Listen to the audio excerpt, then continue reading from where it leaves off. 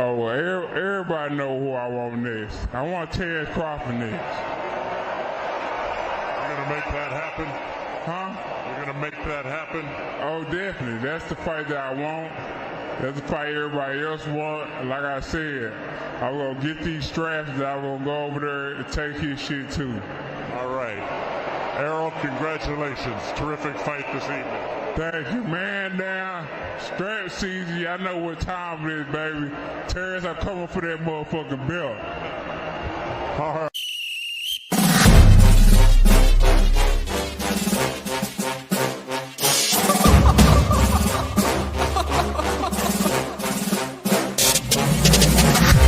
I'm not catching fades anymore. Gotta keep my hands clean when they come for the board. Keep it smooth like a dawn, making moves in the dark. Cause I learned how to swim in the pool full of sharks. Now they coaches, cause they can't read all his motions. How the kid never switch codes, but he code switch focus. Staring down your team with a frozen, ice cold look that can end the summer solstice. Cause I'm more like the top dog. Keep on running game and the gang will accost y'all. I be calling plays from a plane while I'm off court. But we ain't the same, you a lame, I'm a mob star.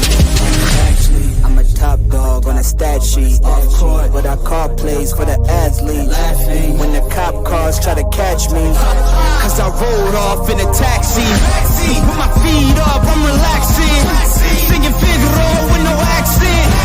While I pour strings from the streets in. Do it all with a straight face, I'm the kingpin. Top dog, top flow, boss mode, I'm the kingpin. Showstopper, top dog, Godfather, I'm the kingpin. They know I'm a dog and a beast, man. Yeah, I keep the peace with a piece, man. I ain't got no time for a piece, man. Why would I respond to a pawn? I'm the... Hold up.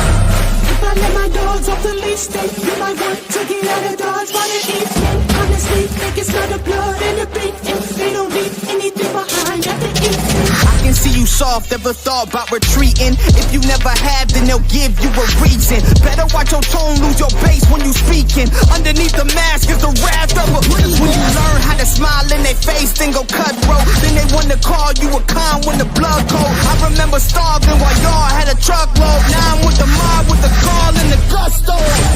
I'm a top dog on a stat sheet. Off court, but I call plays for the athlete. Laughing when the cop cars try to catch me. Cause I rolled off in a taxi. Put my feet up, I'm relaxing. Singing Figaro with no accent. While I pour strings from the streets in. Do it all with a straight face, I'm the kingpin. Top dog, top flow, boss mode, I'm the kingpin. Showstopper, top dog, Godfather, I'm the kingpin.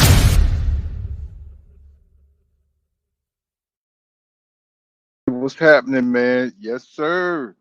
Yes, sir. We're coming off a great night of boxing. No doubt, man.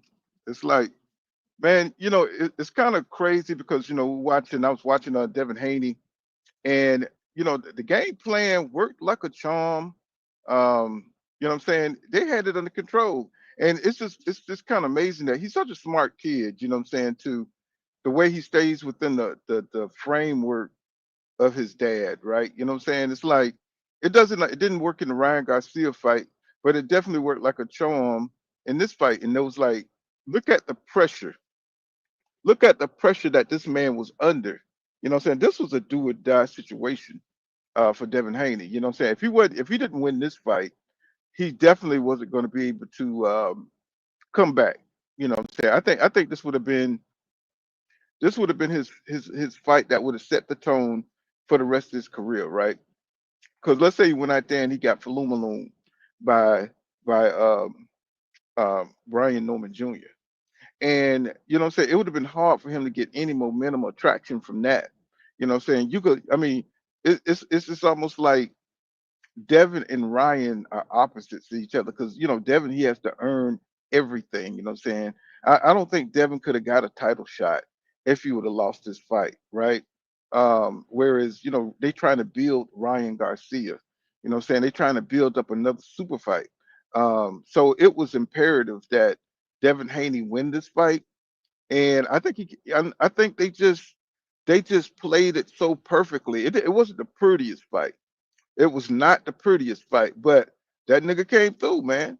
He came through. You know what I'm saying? It's like because a lot of people was just, the build up was kind of crazy, right? The build up, it was like very contentious. A lot of goddamn shit was said. You know what I'm saying? A lot of personal stuff between the daddy who sold the fight. And you could, there's a fine line between selling the fight, promoting the fight, and then, you know what I'm saying some stuff that just need to be dogged out in the ring. And man, you could see the motivation, you could see the tenacity, you could see everything really motivating. I saw when I saw those training videos of Devin Haney, I said, this dude looked like, he on some other shit, right? He looked like he was just on a whole nother, he was on a whole nother level. You know what I'm saying? And to me, that's what kind of, with all the personal digs and stuff and, calling out his style and trying to make Devin Haney look like the lame. I think that really got up under Devin's skin and it really pushed him, to break his limits. Because I had never seen Devin Haney I had never seen him just so focused and so you saw what his body looked like. He looked like he really put a lot of work in this time, right? And because he I mean his size, you know what I'm saying, he looked like he doubled his size, looked like he got more power at 147. Like right now, man, shit. What people say that what they calling him, Debo Devin. That's the moniker they giving him. He did so well that he changed. He got a nickname now. Now everybody looking at this nigga calling him Debo Dale. I'm like, where did this shit come from? But that's what they calling him now because he went out there and he falumaloom Brian Norman Jr., who's supposed to falumaloom him, right? Brian Norman Jr. was supposed to be the one to destroy Devin Haney, right? But when you looked at it and it all turned around, it's like, damn, this dude do not have the experience. He don't know how to pace himself. He's running in the shots, and the shit was just embarrassing. It was just embarrassing. Now I'm like, it shouldn't be embarrassing because the only thing that was behind Brian Norman Jr. was those two fights, right? The two fights he had. And those guys were coming to him. But people was telling me, hey, no, you got to go look at his other fights. You know what I'm saying? He can move around. He can he got good feet. And I was like, when I looked at the videos, and I just didn't see the footwork, you know what I'm saying? The fast footwork. I'd seen that he was kind of explosive, but I just couldn't put it together that what I'm saying, how he's going to be able to catch Dev, who is a mover, right? And I said, well, maybe, what I'm saying, he's 24, maybe the reflexes are there and all that. So I was, I like, what I'm saying, I don't like to count people out, especially when I don't know for sure. But when I looked, at his training videos and how he was moving and the shit was kind of awkward, and I was like, man, I don't think this dude. I was like, I don't think this dude gonna be able to keep up with Dev, right? And I was right. I was right. You know what I'm saying? Everybody, everybody thought they was going to see where's Greeks with fire. Greeks with fire, come on down. Now don't King Judah for the slam on this goddamn chat room. Y'all might as well come on down. You might as well come on in. You might as well come on down and stop hiding in the goddamn the digital space. You know what I'm saying? Come on down, cause Judah's coming. You know King Judah's coming, and but yeah, man. I mean, shit. Devin really showed courage. He shows patience. He showed strategy. But not the prettiest fight. But this scene that we see here, he really humbled Brian Norman Jr. And he came in hot. When you come in hot like that, what I'm saying, it's like, and you're young, you're 24, you're full of bravo, you're full of, hubris. You know what I'm saying? That this what happens. You get humbled. You forget about in boxing that you can get humbled. And he put it out there and painted a picture like Devin was soft. And that really set Devin off to train the way he had to train. Even though he always trained intensively and he always trained hard, I think this gave him that extra motivation, right? Having the Bradleys, so the Tim Bradleys hating on you. You got, the media hating on you. And Devin will go to their podcast and tell them, like, look, this guy is not on my level. He is not on my level, right?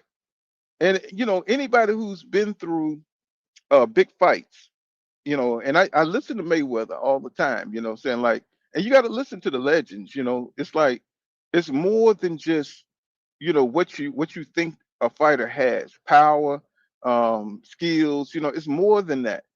How do they match up? How do the styles match up? Right. And Mayweather said, that's all good too. But how do they fight under the big lights on the day? Anybody can be a star in the sparring, you know what I'm saying? You could dominate in sparring and go out there and never, do well in the ring, right? On fight night. You know what I'm saying? It's just something about it. It's like, some basketball players, they go, in practice, they hit every shot. You know what I'm saying? But when it's time to, go out there in the crowd and it's showtime, they missing like a motherfucker, right? When it's time for it to count, but they get back in practice, you know what I'm saying? They like Michael Jordan. They can't miss a shot, right? So when you're under that pressure, and I think pressure had a lot to do with Brian Norman's performance. I think being under the pressure, the emotion of all the contention and shit talking that they did between each other, I think that was a big factor. I think that pressure to perform, the pressure to beat Devin Haney really, it drains you. Andre Ward talks a lot about that. That don't come into a fight overly emotional. You know what I'm saying? And because it causes a lot of anxiety, right? And it drains you. You know what I'm saying? I think that was a big part of what was taking Brian Norman Jr. down, and that's part of the experience. And I was telling y'all, like Devin Haney has been in the big fights. He's done been wobbled. He done had adversity in fights. He's had a lot of adversities. He's been falumaloom in fights. You know what I'm saying? Jorge Linares, humbled Devin. Devin was beating his ass for 10 rounds, beating his ass 10, 12, 11 rounds, and then he caught his ass. I forgot what round he caught him in, but he was on chicken legs. He could barely come out for the last round, you know what I'm saying, because he was so hurt. And so this is Brian Norman's Jr. moment to be humbled, right? And I think this is a good fight for Brian Norman Jr. because I think he's going to come back a whole lot better. This kind of reminds me of Eric Lubin when he fought Jamel Charlo. When he fought Jamel Charlo, and Jamel Charlo, was telling him, "Hey, look, man, he was trying to tell Erickson Lubin that you don't have enough experience." And Erickson Lubin was talking the same kind of brashness. He had the same kind of brashness that Brian Norman Jr. had coming into this fight. He was talking mad. Y'all remember that? I mean, he was talking greasy as hell to Jamel Charlo, like saying he make a lot of mistakes, talking about trying to make him second guess himself. But he was just getting real greasy with it. And it was like, people, man, nobody don't know who you are, bro. You know what I'm saying? What are you doing, bro? You coming here. I am the man. This is my division. And even though Devin, this is his debut at 147, well, shit, he done had a lot of fights, right? So this man is approaching this fight without all the anxiety. Well, he had some anxiety because this was his last stand, but he can handle it because of all of the different experiences that he had. You know what I'm saying, in championship fights, right? He had to fight Gambo. He had to fight Kambosos 2 times. He had to fight Lomachenko, and plus he was weight drained at these times, so he had to face a lot. When you come through adversity like that, and when you had hardships like that, shit, man, it raises you. You know what I'm saying? It helps you. You know what I'm saying? Build your confidence. You know, so you can gather yourself a lot quicker than somebody who haven't had those kind of experiences, right? Because Brian Norman Jr. was just knocking motherfuckers out. You know what I'm saying? People that really wasn't, on this level, people that were just coming to him and see, you got to fight. You got to get those educational fights. And we just saw Sam Noakes, and we saw Abdullah Mason. That fight is going to help forge Abdullah Mason into a real champion because he went through something. He went through an educational fight. He went through a fighter that can counter. He went to a fighter that was tough, a fighter that could push forward, somebody who's not, going to back away from a couple of shots, hard shots. So that was a championship fight. You know what I'm saying, for Abdullah Mason You know what I'm saying? That was an educational fight for a champion. A champion's got to go through those kind of fights. And Brian Norman Jr. never went through nothing like that. So that's why he was so unprepared, you know what I'm saying, as a champion. You know, he got the belt a little bit too early, right? Because of the weak division, right? He got the belt. He got his hands on the belt a little bit too early. Now, if Brian Norman Jr., let's say, would have had, you know what I'm saying, maybe 4 or 5 fights, you know what I'm saying, and you know what I'm saying, he got his consistency level up, right? And he would have fought some educational fights, some different looks. And I think he would have did a lot better, if not even beat Devin Haney. But because he lacked the experience, because you know what I'm saying, he just didn't know what to do.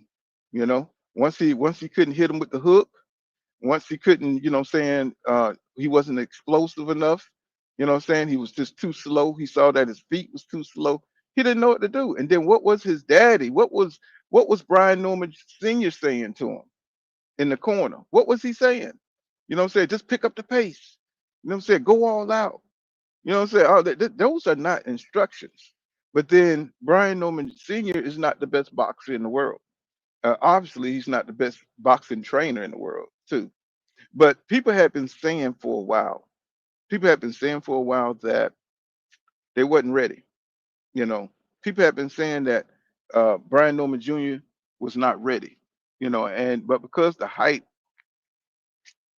of the hype was so um, extra and exaggerated about his skills, and he was this and that. You had Tay gave him a big ups. Tay said he had, saying great skills and stuff. So people start listening to that. You know what I'm saying? People start listening to that. Hey, his skills was on another level. He was a boxing genius. He's a boxing god. And I'm not saying that he's not a good fighter. He's just not good enough to be an experienced champion or undisputed champion, like Devin Haney, right? As much as people don't like Devin Haney, he's been in the game for a while. And if you lack certain, experience, if you lack certain skills, you know what I'm saying, you're not gonna beat him, bro. Even Ryan Garcia gave Devin Haney his props. He said Devin Haney would beat this guy, and he even bet on the fight. So that should have told a lot of the gamblers. I don't know how many people like really gambled on this fight. I'm pretty sure it was a lot of money exchanged. But as you can see, you know what I'm saying, Devin Haney went out there and he definitely had a game plan to what I'm saying, shock him early and then, have him apprehensive for the rest of the fight. And that's what he did. That's what he did, and stuff. What's going on? What's going on, brother? He says, what's good, pool panel chat? He says, let's go Cowboys. Yes, sir. I'm a Cowboy fan myself, even though we haven't had a lot to cheer about here lately. But, that's a whole nother story. Yes, Devin definitely did his thing. You know what I'm saying? But, he really earned it, and I'm glad that he had to go through trial and tribulation, because I think to be a champion, what I'm saying, I think you have to go through something. I think you have to go through, you have to go through adversity. You got to go through pressure, because what they say, pressure make diamonds, right? Pressure make diamonds. And Devin has definitely had his share of pressure, but Brian Norman Jr. never had that kind of pressure. He was just so easygoing. Everybody was like, what's going on? What's going on? Hey, what's happening, bro? This is Detroit in the building. Yes, sir. Back up in the game. Um, he just never had to go through those pressures, and then he's untested, right? Devin has been, he's like a Ronin, what I'm saying, he's always, looking for an opponent, what I'm saying, to test himself against, win or lose, he's always searching, what I'm saying, to better himself. No, he's always searching, what I'm saying. He's like a gunslinger, that he don't have the big bullets, he don't have a great aim, but he's got that spirit, he's got heart. And Brian Norman Jr., what I'm saying, he's just getting up there. He's 24 years old. You know what I'm saying? He should keep testing himself, but I think he was about maybe 3 or 4 fights off from taking a challenge like this. And this was just bad matchmaking. You know what I'm saying? This was bad matchmaking. I just think somebody was saying, I think it was Sir Ironheart saying that Top Rank was trying to get rid of him, trying to get rid of Brian Norman Jr. They were saying Jinsaki was the person that they was trying to get behind, right? And I was just like, damn. You know what I'm saying? They was trying to feed my man to the wolves and shit. It was like that. You know what I'm saying? So I had no idea about that because he just re-signed with Top Rank, you know what I'm saying, not too long ago. I said, if they doing them like that, that's crazy. Said this, yeah, I know Brandon. He said, don't know why my name is not popping up. Yeah, Uh, it says, he says, mine doing the same thing with the name, huh? Mm,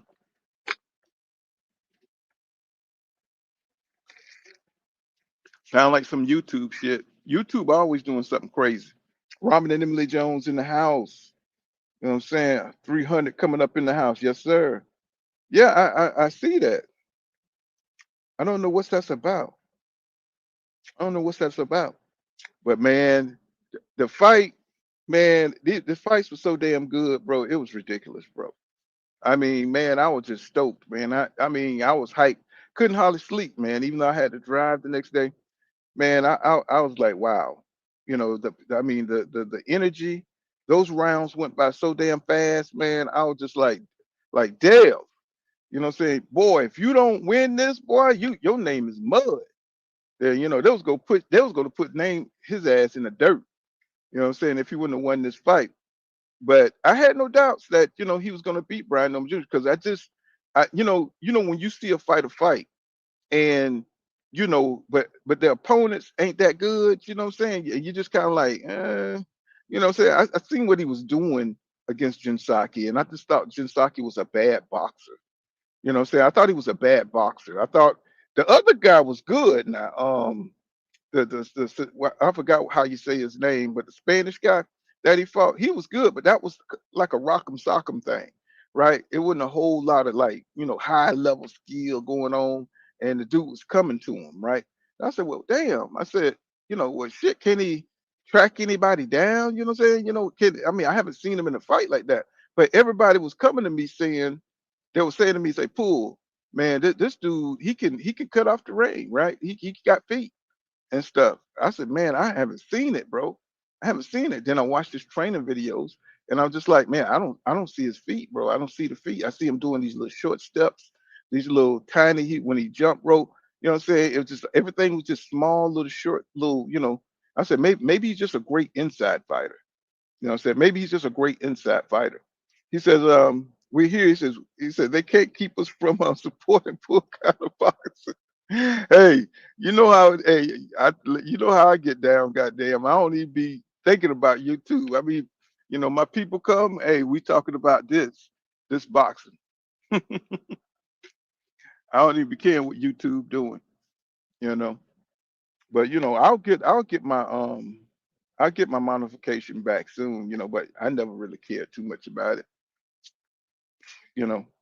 He says, "Oh, there you go, Grace with fire in the building. Oh my God. Oh my God." He said, "I can't believe it." He said, "Salute for Haiti did good." He said, "He still ain't." Oh my God, bro. Oh my God, bro. Hey, boy, King was on your ass last night. Greeks for Fire. He was on your ass, bro. He was like he wanted to see you. You know what I'm saying? He wanted to see you. Oh my God, boy. He went off. He went in. Let's see. Uh, uh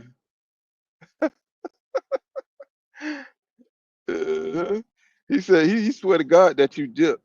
He swear to God, Greeks, that you dipped because as soon as he came in and Devin Haney lost, he said he was superstitious. And the reason why he wasn't on there because he wanted to, watch it by himself.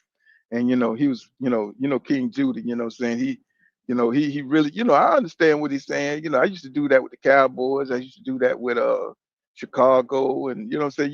You think you get superstitious about him. You know what I'm saying. And he said he didn't want to watch it with nobody because he thought Devin Haney was gonna lose and stuff. I said, no, man, no. He says Haney. He says Haney named 3 times in the dark. He said with your finger crossing King Juno. That nigga like the candy man up in this damn thing, man. He like the candy man. He said, I got you, catch the playback. No doubt, man. That shit like 9 hours long, man. We did the prelims and all that. So, you know, we it was 9 hours, bro. You know what I'm saying? So you have to comb through that thing, Greeks. But man, it was very entertaining. Man, shit. David Benavidez, man, I knew he was gonna beat Anthony Yard, but I didn't know he was gonna beat his ass like that, bro. I kind of sensed it, but I knew he would like beat him bad, but damn, the dude beat him till blood came all on his chest and had him busted up. And I never seen David fight that dirty.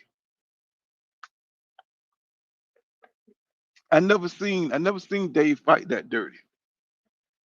Uh man, I'm trying to tell you, Greeks, that the goddamn Mexican monster is no joke, bro. He is no joke. Um I mean the way I told everybody, and I'm pretty sure everybody know how Anthony Yard get down. He comes out there and he looks so sharp. He looks crispy. You know what I'm saying? At the beginning, you know what I'm saying? He be doing everything. He be slipping and rolling shit, and you know what I'm saying? Doing the Mayweather shit, moving his head, bending at the waist and rolling out, you know what I'm saying? Jabbing. He had David confused for a little bit, but one thing about Benavidez, he's just gonna keep marching forward because eventually he knows that pressure busts pipes. That pressure, just like Better Beat It, Arthur Better Beat, right? Um, they're gonna just keep marching forward. That pressure that he applies is effective. Even if he getting hit sometimes, because Anthony Yard was getting some good licks in. He was getting some good counters. He was actually doing some great boxing. And it's just that when Anthony Yard hits that wall and he starts slowing down, oh my God, bro. And you start seeing him getting bust up, it was like, oh, okay, okay. And he slowed down just when I said it too. He says, y'all tripping with his comments after the fight. Yeah, he a little bit of a sour grape, you know, um, but the English, they're always kind of like cavalier about shit, and they're always shady about stuff. The English is like that, you know what I'm saying? It's like, I mean, well, shit. I mean, he look how he got beat, man. I mean, shit, he beat him like he was in a street fight. I mean, this wasn't boxing. That was a rumble.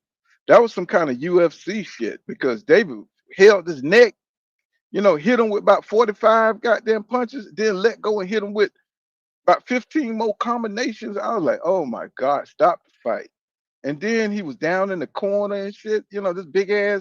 His big ass all down in the corner, all balled up. I was like, oh Lord. What I'm saying? I just would have quit. I like shit because those last punches, he really didn't need to take them. Even though he's a tough dude and I really respect his courage, but man, when I tell you, he got Falumaloom. You know what I'm saying? He said, I only want to see the Mexican Monster against champions at this point. And really, I think he's in negotiation with Gilberto Ramirez. That's who he's in the negotiation because I thought it was really disrespectful for him to be in negotiations ahead of time. But that's how the Mexican Monster move, and he's trying to move fast. And I think the Turk has a lot of business for him. He's trying to line him up to get undisputed so he can meet how you say his name, Otepata, Jai Otepataya. I forgot how you pronounce that shit, but he's up at cruiserweight, and he want Ja to win undisputed up there, and David to win undisputed so they can have a super fight. Now I don't know if I don't know if this, one usually somebody loses, what I'm saying, and we don't get that matchup. But I think in this case we might get it because Ja is the baddest thing up that cruiserweight. And then we got to see if Bivol. I don't think Bivol is at the same level, with the back injuries and stuff. I don't think he's going to be able to handle David right as he usually would. But he might surprise us. I don't know. He says look like yeah, look like bare knuckle fighting, didn't it though? I mean, when I seen the blood and man, Benavidez looked like the Mexican monster. The way he came after, you know what it was, right? What it was Anthony Yard was he was doing little shit. What I'm saying? He was antagonizing David. He was antagonizing him, what I'm saying? He was taunting him, doing his little shoulder box. And he was like doing little cutesy shit like that. He was trying to make David make a big mistake, but Yard don't have enough power, what I'm saying, to knock you out with one shot or to really hurt you like that. Even though he was tagging David, David got a chin, y'all. He could get knocked down, he could get knocked down, but man, the way David was moving that night, he was coming in there to win, and he was gonna go through Yard ass to get there. And I just thought Yard don't have enough intensity. He came out to meet David a few times too, but I knew that was his last hurrah because David kept walking him straight through him, and he was walking through his punches. And I was like, man, I feel like this dude is kind of windmilling right now. And I said, it's coming close to the sixth round. It's about over for him. So it was about over for him. And that's what it was. As soon as that sixth round came around, everything went left. Everything went to the left. He says, good comparison with Plant. Uh, said, looks like, says, look like a, yes, sir. What's up, Jannar? What's happening, bro? I see you out there. He said, Salute Pool. He said, has a style like Caleb Plant. So he's a front runner. Yeah, all he has always been that. That's how he lost all his fights, bro. It's just like, when is he going to stop putting some sparring into his game, right? What I'm saying? So he can have some stamina. And then he's just way too muscular. He got all that muscle for nothing. If you got that kind of muscle and it's just slowing you down, right? I mean, you don't have the power. And people were saying before this fight, they were saying David finally fighting somebody his own size. What I'm saying? You seen what the Mexican monster did to somebody his own size, right? Tore his ass up, just like he did everybody else. And now I don't know why people be questioning this man talking about his power. And we just saw that power don't matter in the Devin Haney fight. Power don't matter, bro. You got to have a boxing IQ. And y'all has a high boxing IQ. He really does. It's just that he just has no stamina. So that's just one element or one tangible thing that you need to be able to compete at that level. And David is just way too active, which is why Canelo never fought him. Right? His hands are just too fast. The boy is a serious Gatling gun. But we kind of knew, but we kind of knew that David was going to go through there and beat up Yard. You know what I'm saying? And that's why everybody kind of looked at the Devin Haney fight because we already knew what David was going to do. What I'm saying? For all us who know David Benavidez, and we've seen his fights, and you seen if he can handle Morrell Jr. the way David Morrell Jr. If he can handle him, I knew he was going to be able to destroy what's his name, Anthony Yard, right? Because Morrell, he's more athletic, he's got more power, he's got more, you know where he's more versatile. I'm saying, even though he really didn't kind of show it in that fight, I'm saying, I think he showed some things, but he wasn't as comfortable as he was fighting those tomato cans, right? And he couldn't do it, right? Because of the experience, right? Because, and I was telling people he didn't have the experience, right, to beat David.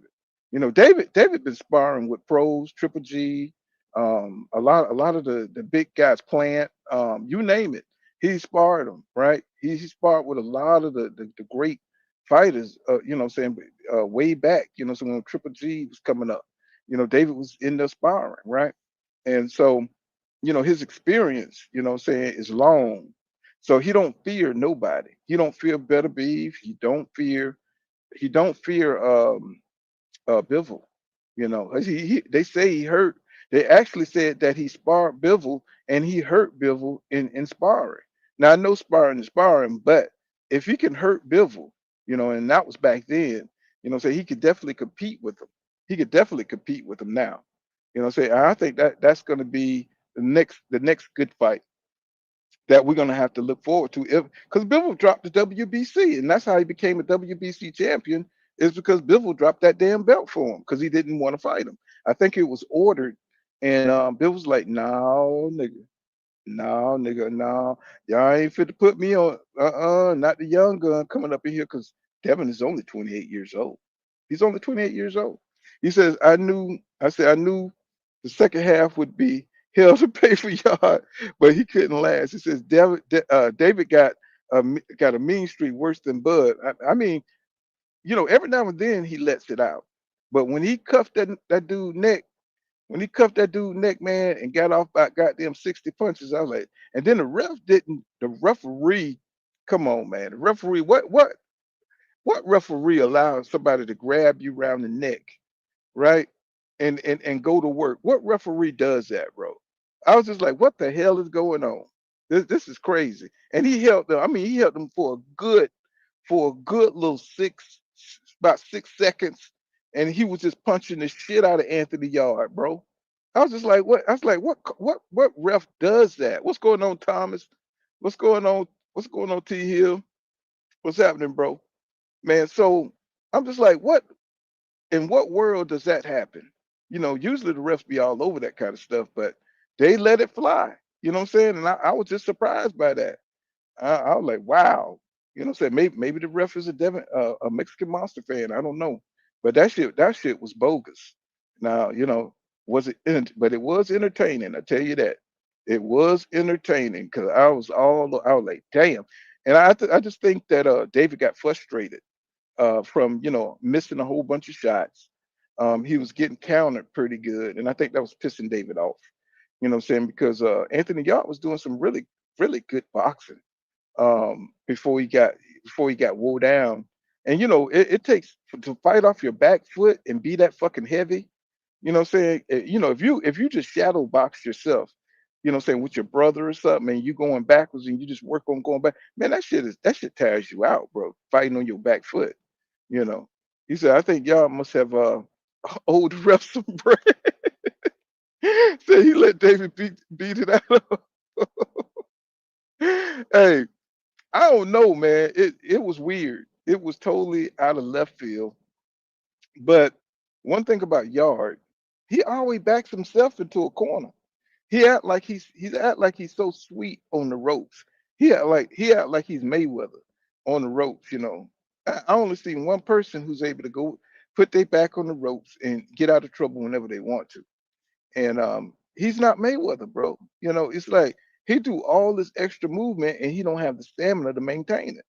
So it just don't make no damn sense. Why back your just like Lubin? Why back yourself to the ropes? If you don't want to take licks, you know what I'm saying? It's like don't back yourself to the ropes, especially against a volume puncher like David Benavidez or like Virgil Ortiz, right? Like you know what these dudes do. They like to get you on the ropes. You know that. So either sometimes these guys get caught with a punch, you know what I'm saying, that you can't see. Um, and it's like you're just gonna take a whole bunch of more punches if that back touched the ropes. So I saw Anthony Yard try to come out to David. You know, his front foot game is trash. His front foot game is trash. You know, he came out there and he's throwing all those little ticky tack jabs that he was throwing in David faces, trying to that shit wasn't working no more. He knew that was just a tactic to keep him from, you know, throwing some serious punches. And David, once he caught on to that shit, it was a wrap. He started taking his ass back to the corner, and you know, he just, you know, y'all saw it, you know, Mexican monster, man, all day long. You know, the Mexican monster is not here to play. So that was a wonderful fight. But I think the fight of the evening, y'all. Not only not only was it Devin Haney and Brian Norman Jr., but that goddamn Abdullah Mason, man. Oh my God, bro. That kid impressed me so much um last night. Was it last night? Yeah. Was it last night? Yeah, he impressed me so much. Um the way he stepped to the dude, and a lot he's getting a lot of criticism for not boxing. Right. I've been listening to a lot of the media, and he's getting a lot of criticism for not using his boxing skills. And I thought he did use his boxing skills. I think that Sam Noakes was very unusual. You know what I'm saying? He had a tricky style. He stayed tight, and he was so short with those big ass tree trunk forearms. He was able to block everything that a lot of the stuff that Abdullah was throwing at first wasn't really, tagging him. And he had to get down inside and create the angles. He had to disrupt that defense and get up inside there. You know what I'm saying? What's going on, Will? What's going on, William School? What's going on, bro? Long time no see, bro. Um, yeah, Sam Noakes is a tough motherfucker. What was that guy that fought Sugar Ray Robinson? What is his name? Jake LaMotta. Jake LaMotta. He kind of like a throwback fighter. He kind of reminds me of those old Jake LaMotta type motherfuckers that fight 100 fights. That motherfucker run into steel poles and shit to train. You know what I'm saying? And he was that tough, man, because Abdullah was hitting him with some nice shit. And he even busted up his eye. Well, I guess the headbutt, what I'm saying, happened. But he was using his head fighting dirty all night long. And that shit was getting on my nerves because the fight was so fought in close. And I was like, man, I said, I hope Abdullah don't get hurt.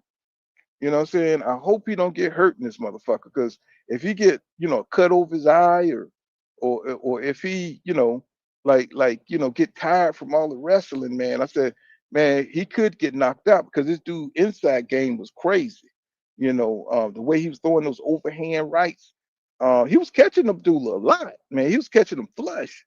And Abdullah took that shit, man. He walked through the fire and he stepped to that dude, right inside of the pocket. You know what I'm saying? Right inside that pocket, what I'm saying, where that dude was his strongest. He wanted, it was mano. I mean, bruh, I was like, y'all heard me. I was like, this shit is the shit. You know what I'm saying? I was like, we was up in this bitch like they are battling. At one point, man, I was just like, bro, I was like, Abdullah is that dude. He is a dog. He is a dog. He is putting boxing on his back and actually bringing that shit back. I said, if this dude fight like this, and then he wasn't satisfied with just winning. He was trying to get that dude out of there. I think 2 Cent, what's going on, 2 Cent? 2 Cent was like, he hurt to the body. I was like, yeah. I was like, yeah, yeah, yeah. He hurt Sam Noakes to the body. Sam Noakes, he ain't want no more to the body, bro. Once Abdullah kept hitting him with that left hook to the liver, oh my God, bro. Every time, because I think around maybe 4 or 5, I think round 4 or 5, you start seeing Sam Noakes, start kind of, saying everything he got tenderized to the body. You seeing the effects of all that body work that Abdullah was doing, and I'm glad he invested to the body because the angle in which he was so little, he kind of reminds me of Marcos Madonna. Say how he always stooped over and he's always throwing a million punches real hard. Short punches and odd punches. You know what I'm saying? So the shit was crazy, man. The shit was crazy good, man. I think Noakes was probably the toughest motherfucker of the night. You know what I'm saying? Noakes was on another level, bro. I said, God damn. I said, when did I was like, usually you don't see white guys tough like that, man. I was like, what the hell? They put this nigga out the pass. I'm saying this nigga was frozen. This nigga was frozen in ice and shit. And this nigga he probably fought Jack Dipsy. You know what I'm saying? This nigga came from they thought this nigga out. You know what I'm saying? And they trained him up, you know what I'm saying? And gave him some super soldier serum and all that shit, bro. Cause I mean, I was like, this dude, I mean, he was taking some shots. The uppercuts, you know what I'm saying? the body blows, and he gave just as good as he got.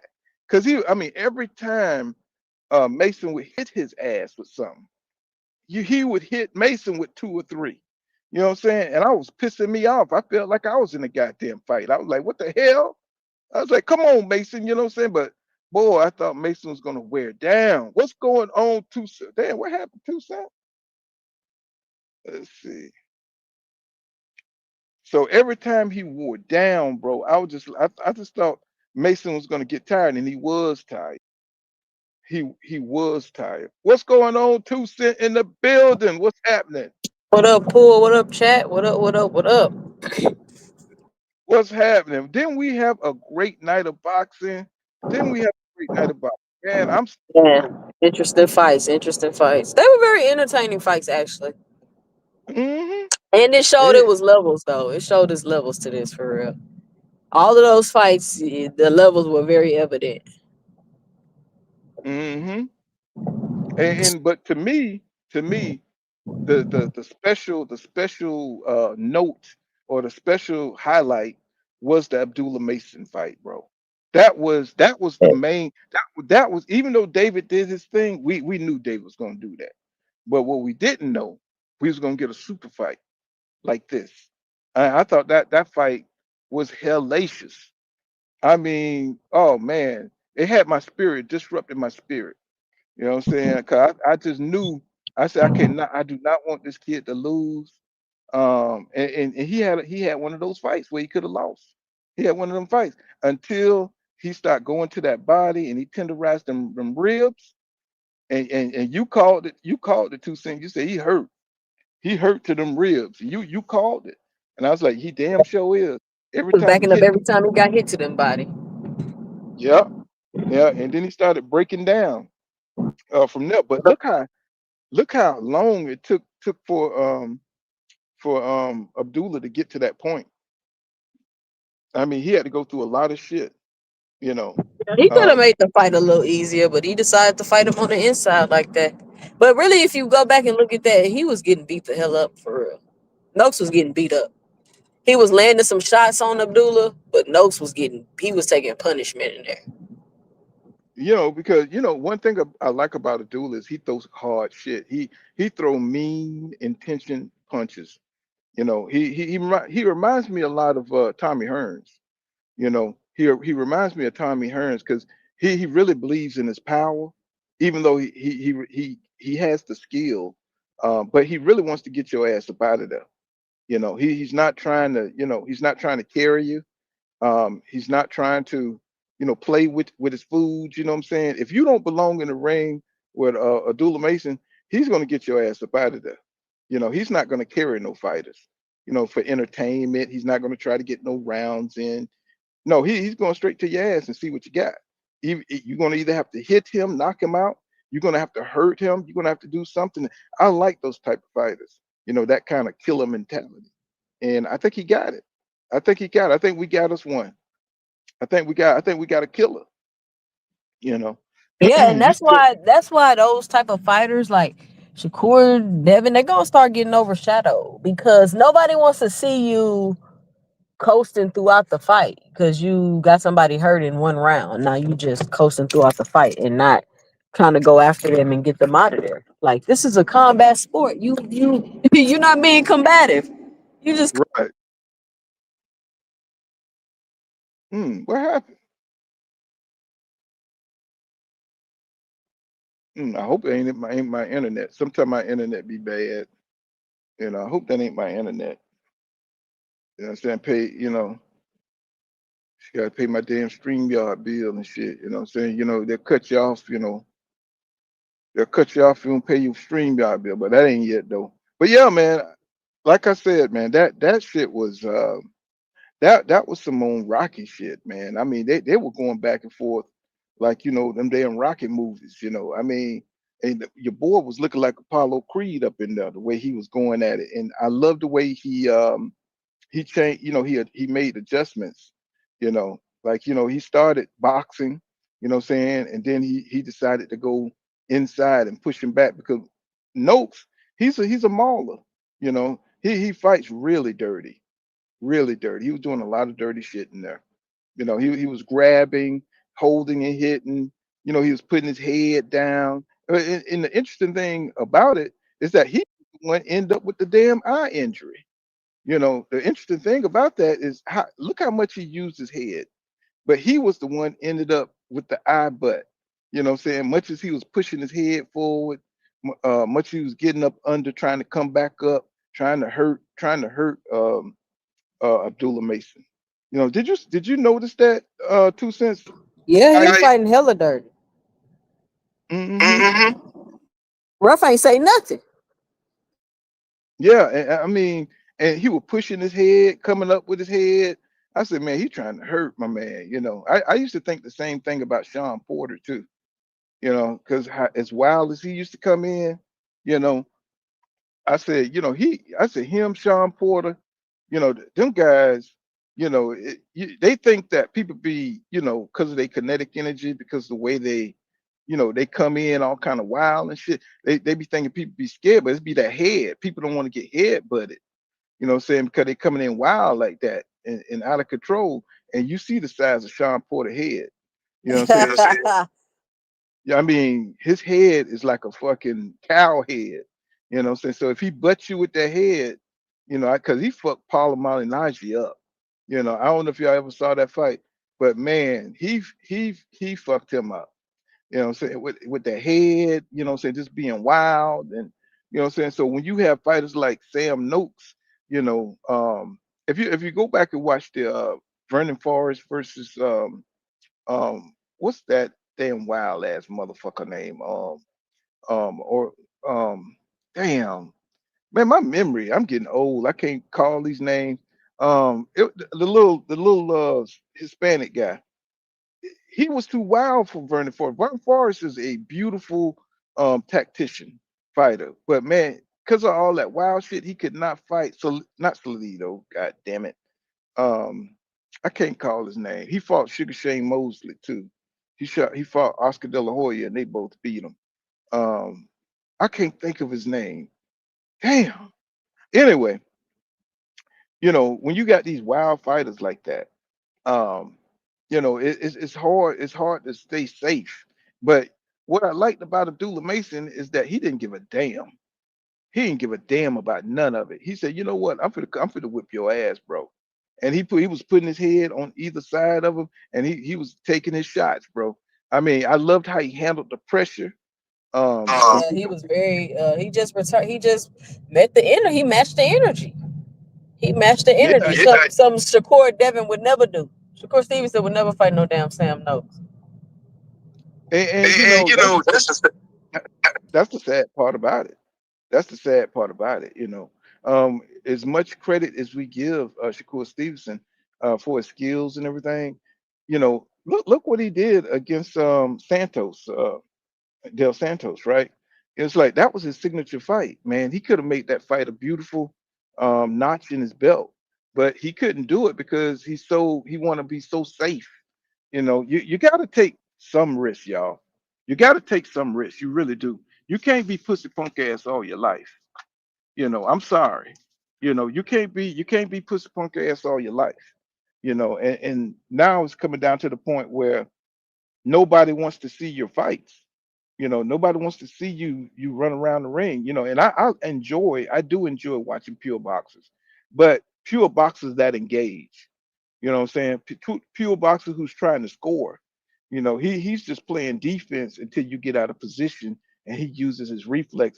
Like you said, I think you said once that Shakur Stevenson fight like an amateur. I think you said that. Yep. And I co-sign that. I co-sign that. You got your YouTube, probably got your YouTube open too. I think that's the only time to do that when if you got your YouTube open. My YouTube not open. Oh, okay. I got an See, echo. well, I do. Let me see. Maybe my damn YouTube open. Let me see. That's probably what it is. Let's see. Nope. Nope. Let me see. Nah, sometimes the StreamYard just be tripping. It do. It really. It said William say, he said, I told he said everyone in my podcast that Noakes and Abdullah would be fight other night. Hey, bro, I thought it would be hell. I thought it, you know what? I thought it would be hell too. Um, just because I knew this dude, you know, he had power, and I knew he was little, and he was gonna have to get you know, have to sell out to kind of get in there. But actually, Abdullah went straight to his ass. You know what I'm saying? Abdullah went straight to him. And that's what made this fight so good, you know what I'm saying? Because Abdullah didn't box around. He actually got down, and you saw how he had to bend over and he had to go to work. It kind of reminded me when Errol Spence Jr. fought Sean Porter, and he had to bend down and he had to get down because he had such a low center gravity.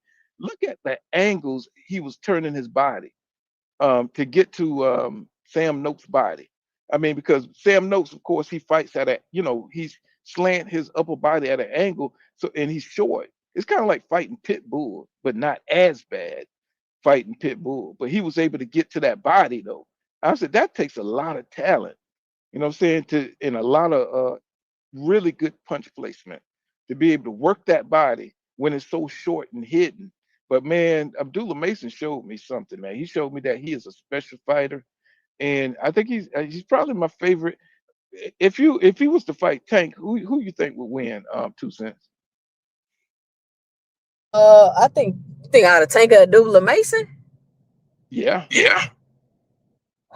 I think Tank will win, but you know, I hear people say Tank struggles with good boxers.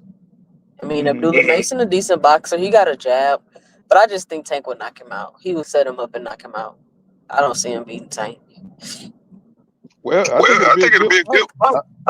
I don't know if he'll beat him, but I think it'll be a good fight, bro. I think he got a lot of holes in his. He got a lot of mistakes and stuff he still makes. So I don't even think he'd be necessarily ready for a Tank fight right now. But shit, you don't think Tank made mistakes? I do, but is Abdullah in the position to where he can capitalize on them? Like, think about this fight he just had with Sam Knowles. It was a good fight. It was back and forth, but Tank is a much more smarter fighter than that, with way better ring IQ, way better punch placement, more effective and efficient with his punches. I think Tank is good with setting trap. He's good counter punching. But he's good about it. Way better footwork, way higher IQ. Like I don't know. I gotta see it some more. I gotta see it, but this was a damn good fight. I think Mason with Top Rank, so they gonna keep moving them and let them hold on to that belt for a little while. I'm just curious now, like, I just don't want to see people start ducking them. That'd be what the issue starts happening, is people start ducking these fighters when they coming up and they did these step up fights and they start showing how good they are, or how competitive they are, or how much of a dog they are. Then they start to get ducked, and then it turns into they not fighting nobody and all this other stuff, when in reality these people not trying to fight these guys. Said Mason will have to box Tank from the outside and be on point defensively. Says no slip ups at all. You know, yeah, Tank is a sharpshooter. He's definitely a sharpshooter. You know, yeah. Do you think Tank gonna retire, or do you think he's just gonna take some time off? I really don't have no idea, honestly. He should need to retire and just chill to see what he got to work out or what he got going on. Because it seemed like every time he try to fight, he got some things popping up that's stopping him from being in a position to fight because what he got going on outside the ring. So he might just need to chill out for a year, maybe. Mm-hmm. Now, when I saw this thing right here that we're looking at, boy, I started freaking out. I just thought this was a fucking iconic moment. You know, King Judah.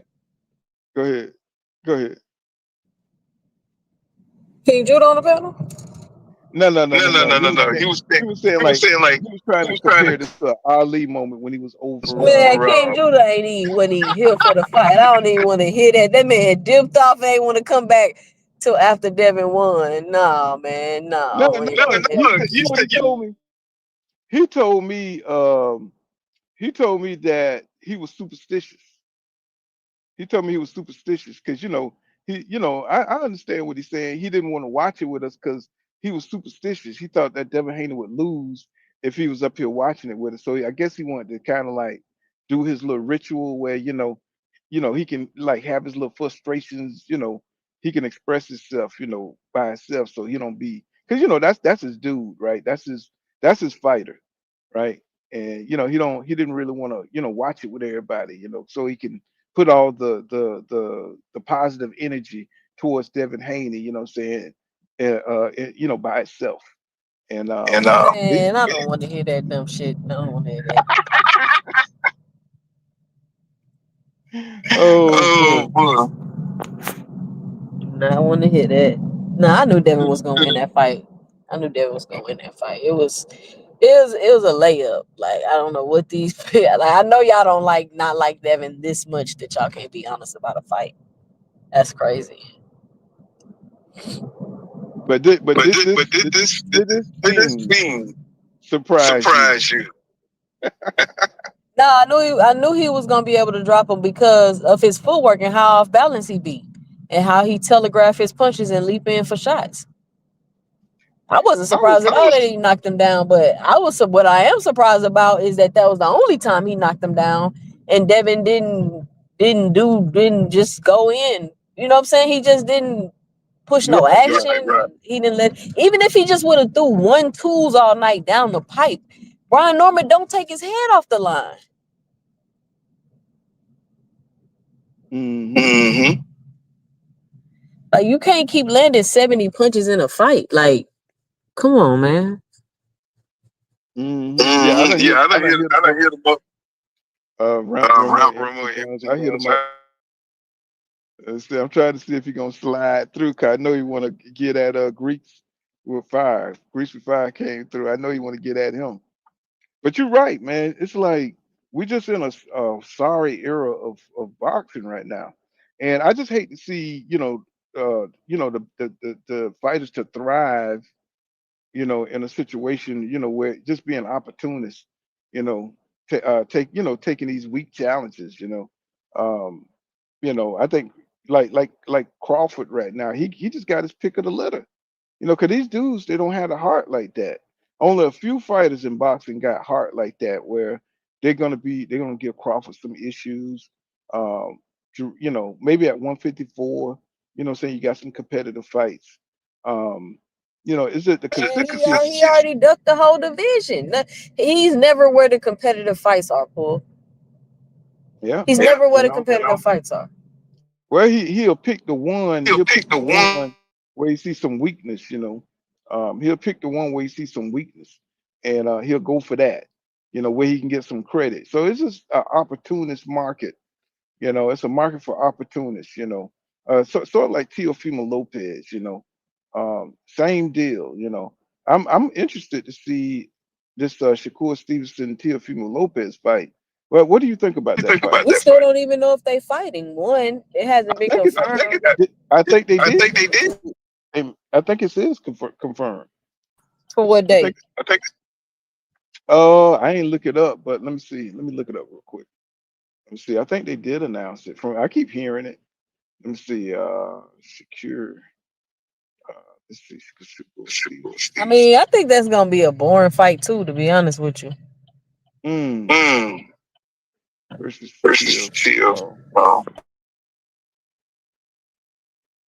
Okay. Where it is.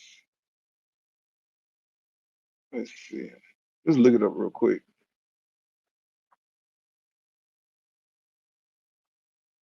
It says January 30th is scheduled for January 31st, 2026. Oh, okay. Yeah. New York City. Oh Lord, not New York. New York. Madison Square Garden. I mean, I guess it's I don't know. It's cool. I guess we get to see him fight two of the names that people want to see. Two counter punchers They just gonna be standing there throwing feints at each other all night. Yeah, but you like boxing. You don't want the rock. No, I don't want no rock or sock 'em, but I don't want you. I don't know. It's just this thing of like people focusing on not getting hit, how much somebody don't get hit versus how much they're hitting people. It's just weird. Yeah. But I mean, I'm gonna watch the fight and see who does what. But we already know what Teofimo weaknesses is. He can't fight nobody with no footwork. He gonna be in there looking silly. Well, if you're not coming at T.O., he don't know what to do. He didn't cut this. You seen it with Jermaine Ortiz. He didn't cut no ring off. He was looking crazy enough. Yeah. I mean, you seen him with what's his name, Sando Martin, and he was looking crazy in there too. So if Sando Martin, he's a better boxer than you give him credit for. But I mean, I think Shakur got way better footwork than him. So I think T.O. kind of in trouble. And then T.O. don't have the best mental composure when it comes to when the fight's not going his way. His mental just totally caves in if he's not the most athletic guy in the ring. I think that's going to be a problem he's going to run into going up against Shakur, because Shakur is twitchy. You twitch him, he's like a cat. You know what I'm saying? He's going to jump all the way on top of the building. You know what I'm saying? As soon as he see you twitch. So that's going to be an interesting fight, though. You think he'll stay up at 140? I think we're going to have to see what Mason doing. I think they're trying to avoid Mason. Wow. I think they're trying. Why is Keyshawn? Listen, check this out, right? Why is Shakur going to fight T.O. for a belt that if he win, he gonna drop, when Keyshawn is allegedly the mandatory for the belt, so he should be fighting T.O. for the belt, and then they were saying Mason to be able to move up and challenge for that belt, but instead you got Keyshawn talking about he want to fight Nahir Albright again, somebody he already beat. Well, I think elevated Keyshawn. They just elevated him because he just moved up to 140 pounds. No, they didn't elevate him. Elevate him to what? The WBO contender. Yeah, that's what I'm saying. He's supposed to be fighting T.O. Now? Yeah. I think was there first. No. That's why it didn't make sense, because I had already heard this months ago about Keyshawn Davis being T.O.'s mandatory, and that's when Keyshawn was saying he was retired, and I'm like, how are you retiring or retired when they just petitioned for you to be the mandatory for T.O.? And if you're the mandatory for T.O., where is Shakur coming from talking about he moving up to 140 to fight T.O.? Like, it doesn't make none of it makes any sense to me. Well, he's coming off that that debacle with beating up that dude, right? So he had that going on, right? He had him and his cousin or whoever it was, that guy, so he was coming off that kind of debacle, and then Top Rank don't have a home right now, so he was going through all that kind of shit. That's when I was listening and I was hearing that Shakur Stevenson was supposed to was going for Teofimo Lopez, right? I don't even think he had missed weight for the Del Santos fight yet. You know what I'm saying? I don't think he had missed that yet. So he had a lot of successional things going on. So I don't even know. I think he just looked up and the WBO advanced him. I mean, he had to get he had to say to himself, I'm going to 100. But that's what I'm telling you, Paul. It just don't happen like that. You petition for stuff like that. You ask for stuff like that. So it ain't like they just was like, oh, we gonna do. Nah, somebody petitioned for that for him. So they got a plan for him. We just don't know what it is. Well, I wonder why you about That's why I was asking, like, why are you doing that? He just wanted attention. Yeah, pop out. See, that's what I'm talking. That's why I don't like him. That's why I don't like him. Want attention. Instead of get your attention by fighting in the ring. You know what I'm saying? That's what you need to be doing. You know what I'm saying? Fight in the ring. Get your attention that way. No, they don't want attention by fighting in the ring. For that mean they're gonna actually have to fight people and be competitive in fights. They want to appear to be a certain way, fight this level of competition, then cry and complain when you don't have the fan base or the attention that you want. When you coasting in a fight and you're not giving people entertaining fights, you're not gonna build big fan bases that way, and that's the bottom line. Accolades is not gonna get you a big fan base. That shit don't translate like that. It just doesn't. Mm-hmm. Let's see. Let me say something about my mic. Let's see. Let me see. We'll say we'll say said told y'all Bob Aaron was going to put Keyshawn on the shelf for the crap that happened with his brother, his brother's opponent. Yeah, I was just mentioning that. I don't know why Top Rank. It's almost like a damn juvenile detention center. He says, why ain't nobody asking for a Tank Mason? Y'all scared? Because Tank on vacation. Tank on vacation. He didn't even go through with the Jake Paul fight. What makes you think he want to fight a real fight anymore? If he's gonna fight, he's probably gonna come back to that Lamont Roach fight after Lamont fight Pitbull. I just think Tank need a break. I think he's got some kind of post-traumatic, some kind of DC post-traumatic stress, some kind of Baltimore. People get pissed off in Baltimore when you talk about DC and Baltimore. They get pissed off if you don't know the difference. He says, go ahead, too. It worked for Bud. Oh no, I was just sneezing, man. My allergies is killing me. Yeah, they get pissed off, man. It's like Shit. Yeah, I don't know. They don't want you to mix that up. Some people be sensitive. no, they be very sensitive. Let's see. You go out. Let's see. I'll All be right, Pooh, I'm right. about to hop in the chat for a minute. I'll be back about an hour. All right, then. So let me.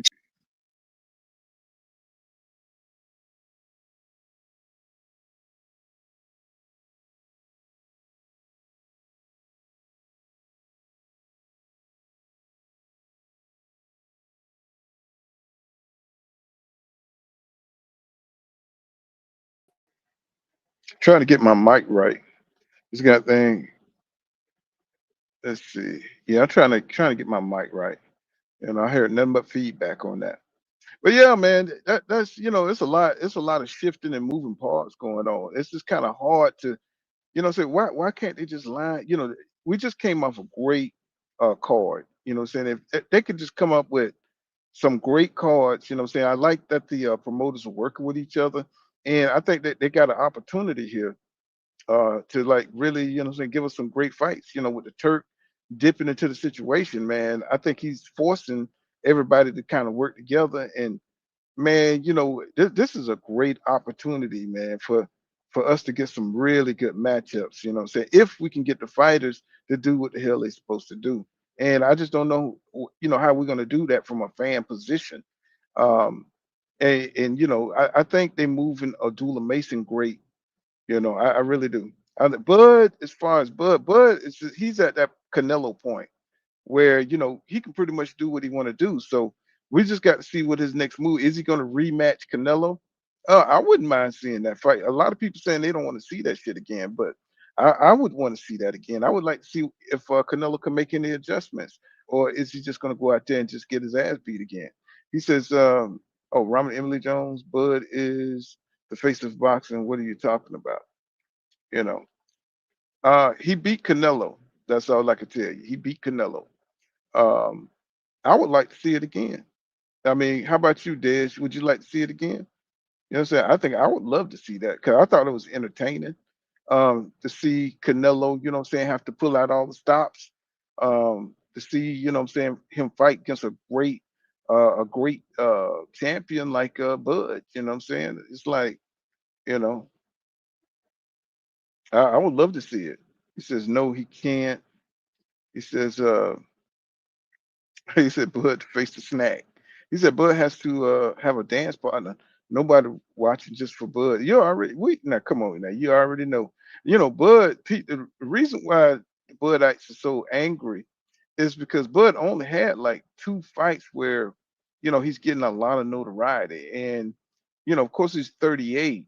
Say unless he fight Canelo again, I don't know if he's going to be able to get recognition the way he's getting recognition right now. Like, who could he fight? Only person he could fight, like, get some more recognition, probably like David Benavidez, something like that. If he fought David Benavidez, man, that he'd get all kind of goddamn activity. If he fight Jennebeck, if he goes down to 160 and fight Jennebeck, it's not. I don't think. I think people are going to just kind of like assume that he could beat a Jennebeck, or maybe if he fight Carlos Adames, who he sparred against. He sparred against Carlos Adames. I mean that he got some fights. I just know he's not going to squeeze back down to 154. What's his name? Madronov gave him a really competitive fight. What I'm saying? I don't know if it was just the weight, what I'm saying, the weight loss, whatever, the weight of 154, because now he done went up to 168. And let me tell y'all something. I'm gonna tell you this. When you keep going up and down after 30, let me tell you something. Your chances of getting Falumaloon increases exponentially. Exponentially. You know what I'm saying? To get Falumaloon, bro, because he's 38, bro. We seen Roy Jones Jr. when he turned 35, trying to come back down from heavyweight to super middleweight it's the lightweight, right? Division. Now super lightweight. Is that right? Yeah, super lightweight division. It killed him, right? He had to shed all that muscle, and after 30, it's diabolical. It's diabolical, right? So if Bud, see, that's why Bud don't want to squeeze back down too far. 8 pounds, ain't too bad. But Roy, he had a big stretch. What I'm saying, and to lose a lot of muscle. He said until Bud can prove he can do numbers by himself, like Canelo, then Bud ain't the face of shit. And you know, I mean, I don't know why Crawford think he has like a huge fan base. Um, but I guess because he beat Canelo, I think he absorbed Canelo fans. That's bullshit. What I'm saying, that's why Canelo didn't want to fight David Benavidez, because he didn't want to hand over the torch. So I think David Benavidez, the Mexican fan base is very loyal to Mexicans, right? So you can't really absorb their fanship. It's like he said, Bud needs to fight Boots. Period. He, Robin, he's not gonna fight no damn Bud. You know that. You know he's not gonna fight no Bud. That's not gonna happen. Bud don't want no competitive fights like that. You know that. Not on that level. He wants the recognition. He wants the big fights. Especially now that he's fought Canelo, he wants the royal cachet. He wants that royal cachet. He said he ain't getting any more. He said he ain't getting any more one and done trophies. That he needs a threatening rival, a potential trilogy. Yeah. I mean, I think he can rock out with Canelo. You know, Canelo need this win. Canelo really needs this win. You know, because Canelo, he's the one that can carry the networks. He's the one that carries the Hispanic. Saying he carries the Hispanic people as far as their interest and stuff. I don't think Bud can carry the Hispanic interest. What's going on, Ironheart? What's happening? What's up with it, man? Can you hear me? Yes, sir. I can hear you. Yeah, man. I was just, listening to you cook. You know what I'm saying? You was touching on some good points. You always giving Crawford too many compliments, but, we ain't mad at that. That's nothing new. I just try to call it like it is. I try not to be the hater that I am,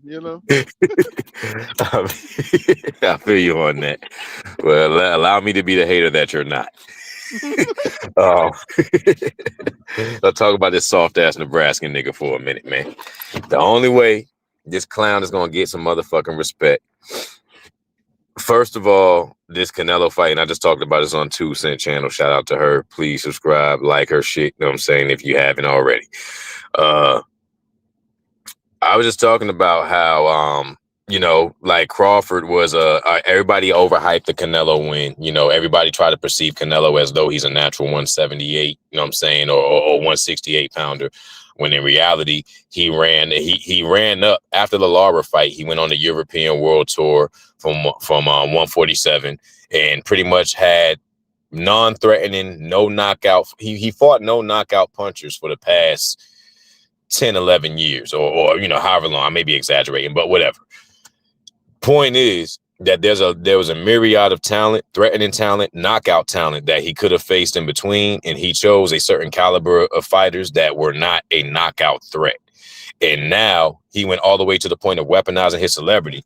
See, before Canelo, you didn't have nobody that was big enough to say he didn't deserve this fight, or he didn't deserve to fight me. When you had Oscar, you know what I'm saying, and the Cottos, or, you know, any of the former Latin, Mexican counterparts, those dudes went in there, went to war with everybody who could have been somebody. But Canelo wanted to follow a Mayweather blueprint. When he fought Floyd, he felt like he was the next Floyd for some reason, and he wanted to weaponize his celebrity to not fight certain people. And now he put himself in a position where you got your ass beat by a perceived to be smaller Crawford, who we seen come up from 135, skip a couple weight divisions, along with skipping a lot of talent in between. But we seen a spectacle fight and a half decent performance from Crawford that basically humiliated Canelo from the caliber of competition that we perceived him to be at. Now that we've seen Crawford whoop his ass, now we don't even know. Nobody cares to see him really fight Benavidez like that.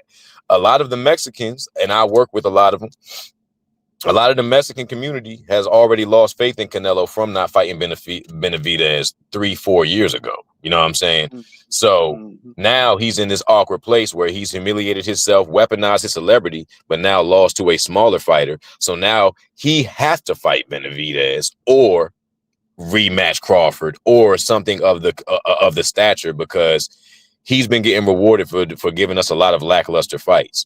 Crawford, on the other hand, is in the place where he's just now getting in the limelight and relevance, and he can't do the rinse, wash, repeat method of getting undisputed, getting 4 belts at once, and then fighting a no-name Russian, non-threatening Russian somewhere else. He's done this in 2-3 weight divisions already, and he's about to do it the fuck again with Compliment and Janet Beck, with all this fake respect and all this other bullshit. You know, it's like you can clearly see the play, but everybody wants to act like, you know, like, oh, Sin's just a hater, in which I am, but I'm an honest hater.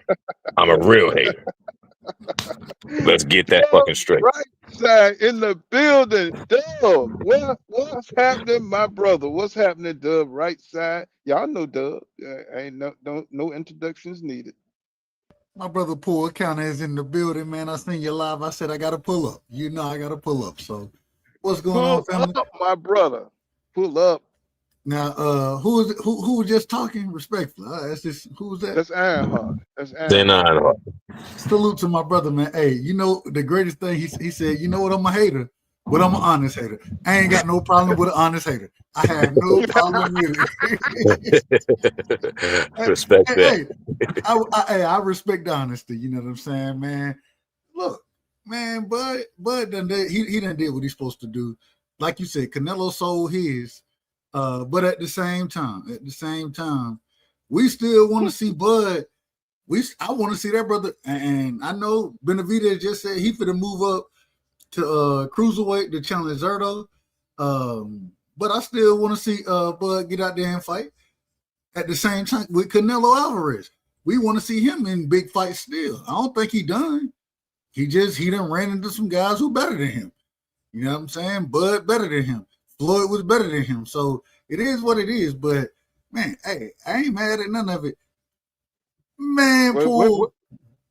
Hold on, Paul. You know I gotta you gotta give me a second for this one. Just a quick second. You know I picked Brian Norman Jr., right? I know you didn't know. You are the number one, Bud. You the number one Devin Haney fan. I What love the Devin. hell happened? What Well, the well, hell wait a happened? minute. So this is, I love Devin. I love Devin. I'm always right. I told you I can't let what happened with Well, you between. sound like you traded out. Sound like you. Oh, boy, Well, what happened? if that's how y'all want to look at it, that's fine.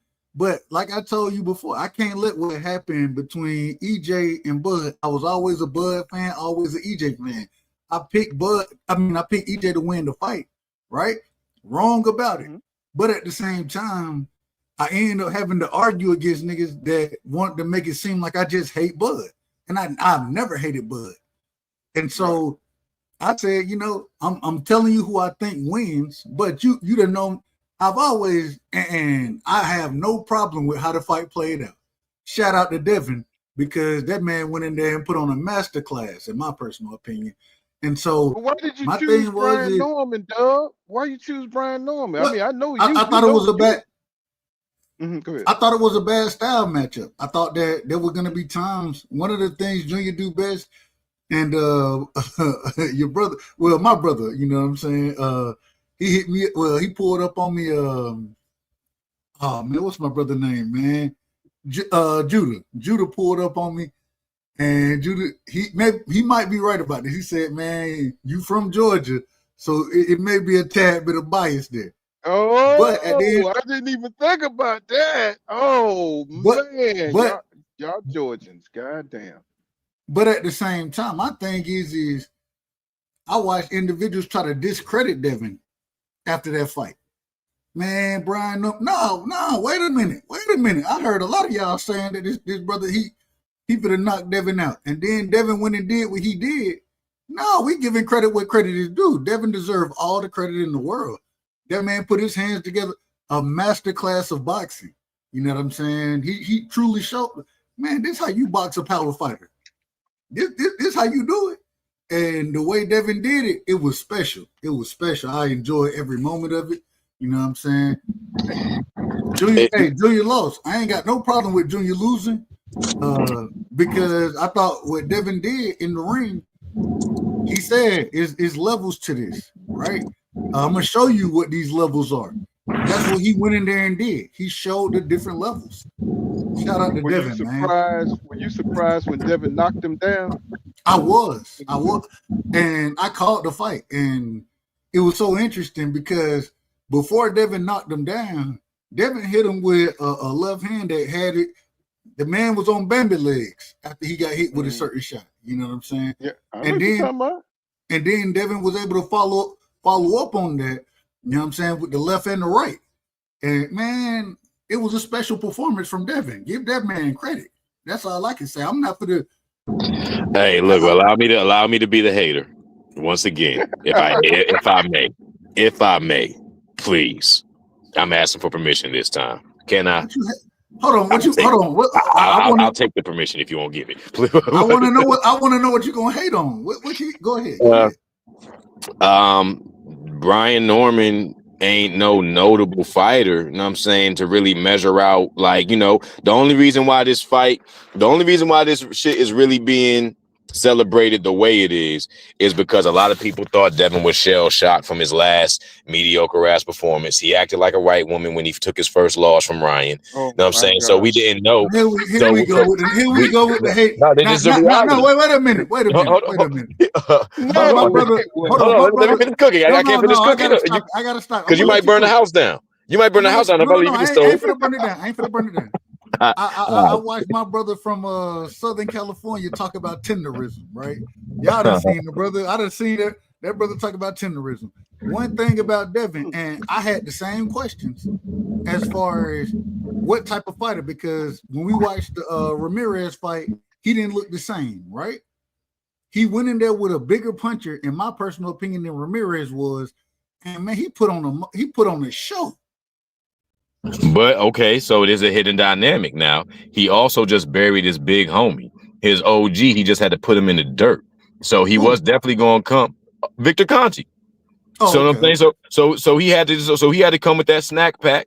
He had to hit him with at least one good shot. I already knew. I believe I said this on this very channel. I said that Devin was probably going to come You know what I'm saying, with that snack pack, and he's going to hit Brian Norman with one good shot that's going to definitely be untrademarked to Devin, because he coming with a little extra fire, and we can't really count that out, because when somebody loses a loved one, you know what I'm saying, you're just like Buster Douglas with Mike Tyson. A lot of people didn't know that man lost his mother before he beat Mike Tyson and went on into oblivion, never to be seen or heard from again after the biggest loss. I mean, after the biggest win, probably in damn near any heavyweight's career.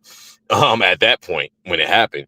But overall, I think that Devin did good for what we were, you know, from what we've seen for the last two performances. He did do it. There was a great advancement in his technicality, but I still don't see, feel, resonate. I don't think there's an ounce of warrior in him. I think that all it takes is somebody with a little bit more grit, even with less skill. Somebody who has more grit will steamroll over this nigga. I'm saying, I just think he's a fragile dude. He's not a real fighter at heart. You saying Devin? Are you saying Devin? Mm-hmm. Well, you out of order. Well, we got to go ahead and call you out of order, because you all the way out of order. And why would I be all the way out of order? Why would I say that? Present your argument, and I'll present mine. I'll present why I state my point. And when I call you out of order, I say that respectfully. I mean no disrespect. Oh no, I'm not offended by that, bro. That's the nicest way somebody could tell me that they disagree with me. Honestly, I appreciate that. So William Old School 2 Cent, I'm gonna get to y'all argument in a second. My thing is this: what happened in that fight? Junior was supposed to be the more spry fighter, right? He was supposed to be the individual who could counter over the jab, the bigger puncher, and we didn't. Correct me if I'm wrong. We didn't watch Devin. Devin didn't look nothing like the Jose Ramirez fight. Nothing like it. That's a fact. And because I think that goes to the mental aspect of it, it looked like he had kind of found his rhythm again. You know what I'm saying? And okay, if you want to tell me Junior ain't good, well, I heard a ton of folks sit here and pick Junior. I picked Junior, me personally. Look, I picked Junior too, but I picked Junior because I hate Devin, not because he was good. Why do you hate Devin? Like, why do you hate Devin? Why?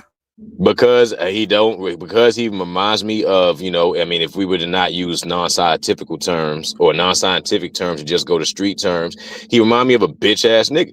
You know what I'm saying? Like, plain and simple. It's his character. I don't resonate with him. I don't resonate with a dude who would sit here, quote somebody else with confidence and a smile as if he had charisma. Then when they call him out, like, yo, you say that's that man, that this is another man's line, he said some bullshit like, man, you on my dick, I'm me. So that shit don't even make sense. First of all, I come from an area where if you even invite a man to your dick in any level, whether it be you on my dick or SMD, nigga, you better be ready to kill or die for that. People that come from where he from don't even talk like that, but he don't have no character to really articulate an insult, so he automatically goes to showing his manhood. It's no different than a girl that you don't give attention, that the bitch gonna go end up getting naked, you know what I'm saying, just to go get some eyes on him. Like, they go straight for the jugular. It's a whole lot of shit that play against his character as a man. To be the first fighter to press charges, battery charges on a motherfucker, for one, and then to cry cheater while having a cheater in his actual corner. It's a whole bunch of sucker shit. Are these not valid points that you don't think that I have to hold against a man's integrity? So I would, and if that's how you feel, that's on you. What I'm saying, but are those not valid points to hold against a man's integrity? I'm answering the question. The question. I understand where you're going with it.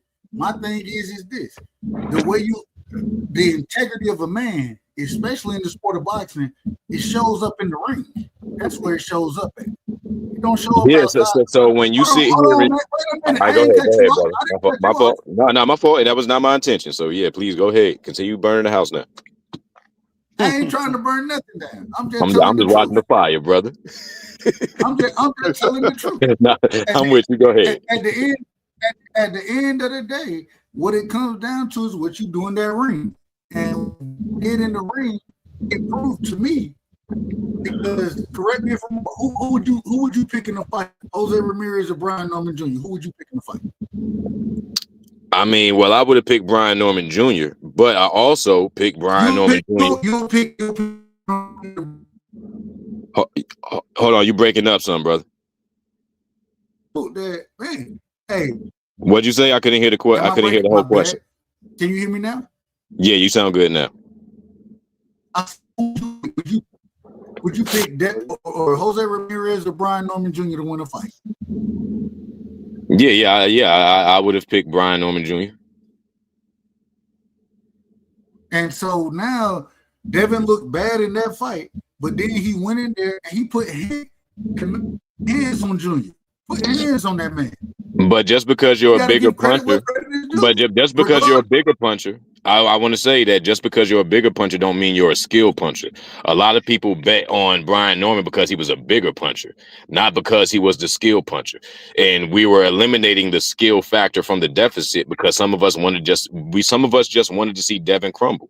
So I'm going to negate all skill and I'm going to cater to the opposition's skill and just hope that he can land that big punch over Devin, navigating his footwork or anything else. I was banking on Brian Norman getting a little bit of prestige and taking home a trophy for himself rather than Devin redeeming himself. I did not have confidence in that. And even if I would have seen it, even if I would have seen it in a crystal ball before it happened, I still would have bet on the other guy. That's how firm I am against my stance on Devin. That nigga is a hater. Oh my God. I just don't resonate with weak motherfuckers, bro. That man, I don't see this dude as a type of dude that I don't see him as no man, bro. This is the nonsense. Hold on. But this is the nonsense that you. This is that, and this is what I'm saying right now is individuals trying to take credit away from Devin because all of a sudden Junior won good. But when we watched Devin fight Jose Ramirez, I think we all said the same thing. Even the Ryan Garcia fight, even though that man was overweight and cheating, it is what it is. Because of that, we like, man. Hold on. Go ahead. I'm listening. It may have some mental. It may have some mental effects. We want Devin be able to take punches, and he got hit clean with a couple shots in that fight. You know what I'm saying? It wasn't many, but he got hit clean with some shots, and he was his mic low, and then was able to drop Brian Norman. Why you talk? Because his mic low. Go ahead, right side. Is my mic out of order? I'm out of order. No, you straight. You can hear you better with everybody muted up. All I'm saying is that this man, when we went in and from the Ryan Garcia fight to the Jose Ramirez fight to the Junior fight, right? Junior, I think that Junior's a better boxer than Jose Ramirez is, but at the same time, we watched Devin, that man shuffled around the ring for an entire fight. We didn't want to see that. He went and tried to walk Ryan Garcia down. Wrong game plan. And so even though the man was cheating, regardless, it was the wrong game plan. And so now what we're seeing in this fight is Devin understanding, okay, I ain't gonna do that piece of it, but at the same time, I ain't gonna just shuffle out here. Yeah, no. If I bite down, and I can do that. You know what I'm saying? I actually thought that Brian Norman Jr., I thought that he initiated the clinch much more than Devin did. I thought he smothered his work a lot of times. And one of the things I love about Junior is I thought he had got away from smothering his work, but you get in there with a beautiful boxer, then guess what? You gotta understand how this shit worked. And he didn't understand how it worked.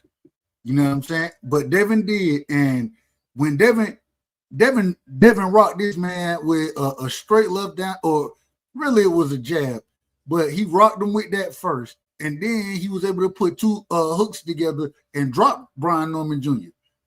Man, we have to give Devin credit. How about instead of going, and I understand you ain't gotta like the brother, you ain't gotta like him at all. You can call him whatever you want to call him, but in that ring, that man, and I seen William. I gotta address William real quick. That was a masterclass fight. That's how I understand that you got power. I'm finna show you how I'm gonna take your power away. Devin say it all the time, and you alluded to it. Devin used that Floyd, that Floyd talk, right? Oh, I'm a handicap the brother. You know what I'm saying? If what he said, if you reach, I'm a teacher, something like that. Man, Devin went and did all of that. It wasn't just talking. He went and showed it in the ring. And so at some point in time, we have to just say that brother deserves credit. When are we gonna say that he just deserved credit? when he actually deserves it. Now, I'll say that where was all of this IQ, footwork, all of that shit when with Ryan Garcia? And do you feel that Osterine gave Ryan Garcia the magic to neutralize all of the ability that we seen last night? I think two things gave Ryan that. I think Osterine was one. I think the second thing is he bust weight. And he didn't bust weight close. He bust weight by what, 3 pounds. And that's nothing. We I'm know saying that we seen Keyshawn beat somebody by 6 pounds. Wait a minute. Okay, go ahead. Well, and guess what? And guess what? When Keyshawn was 6 pounds overweight, guess what the brother said? De Los Santos, I ain't finna fight this dude. He done bust weight by 6 pounds. Keyshawn beat somebody 6 pounds heavier than him. You beat right after that whole 3 pound, right after that whole 3 pound that he got, the 3 pounds that he got paid for, that he still agreed to fight. I'm saying because he still saw himself beating him, although he didn't. Like, he got paid for that shit. And Keyshawn went on like 2 weeks later to put on a performance against somebody who was 6 pounds heavier than him and destroyed the whole 3 pound argument that Devin got paid for anyway, which should not be even an argument. No. The difference is that, and Devin proved this, it's levels to boxing. It's levels to it. So Keyshawn's levels above. No. The dude that Keyshawn was fighting are levels below any of these other guys. That's the problem. So this dude can bust weight, right? With a 6 pound, respectfully, he can bust weight 6 pounds, but because the skill gap is so far apart, then it makes it's different.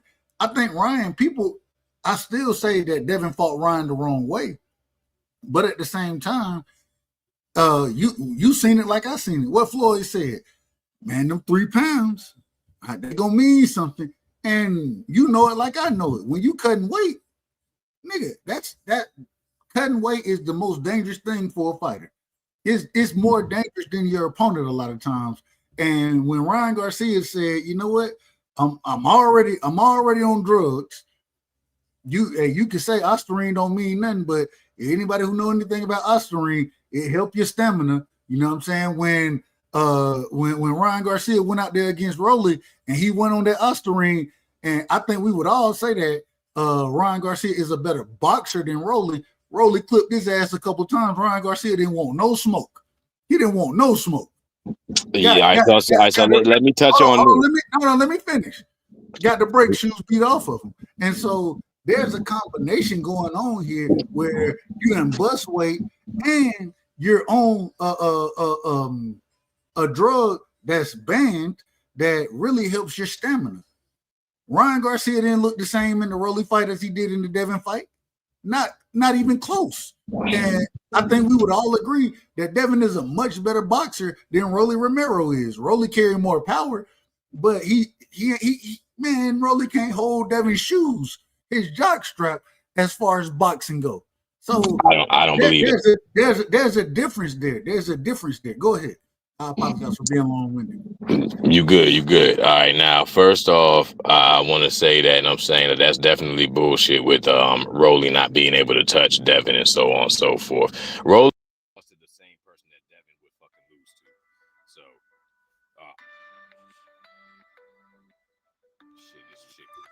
is it me or did the brother cut out? It might be me. Yeah, I had to call that. My fault.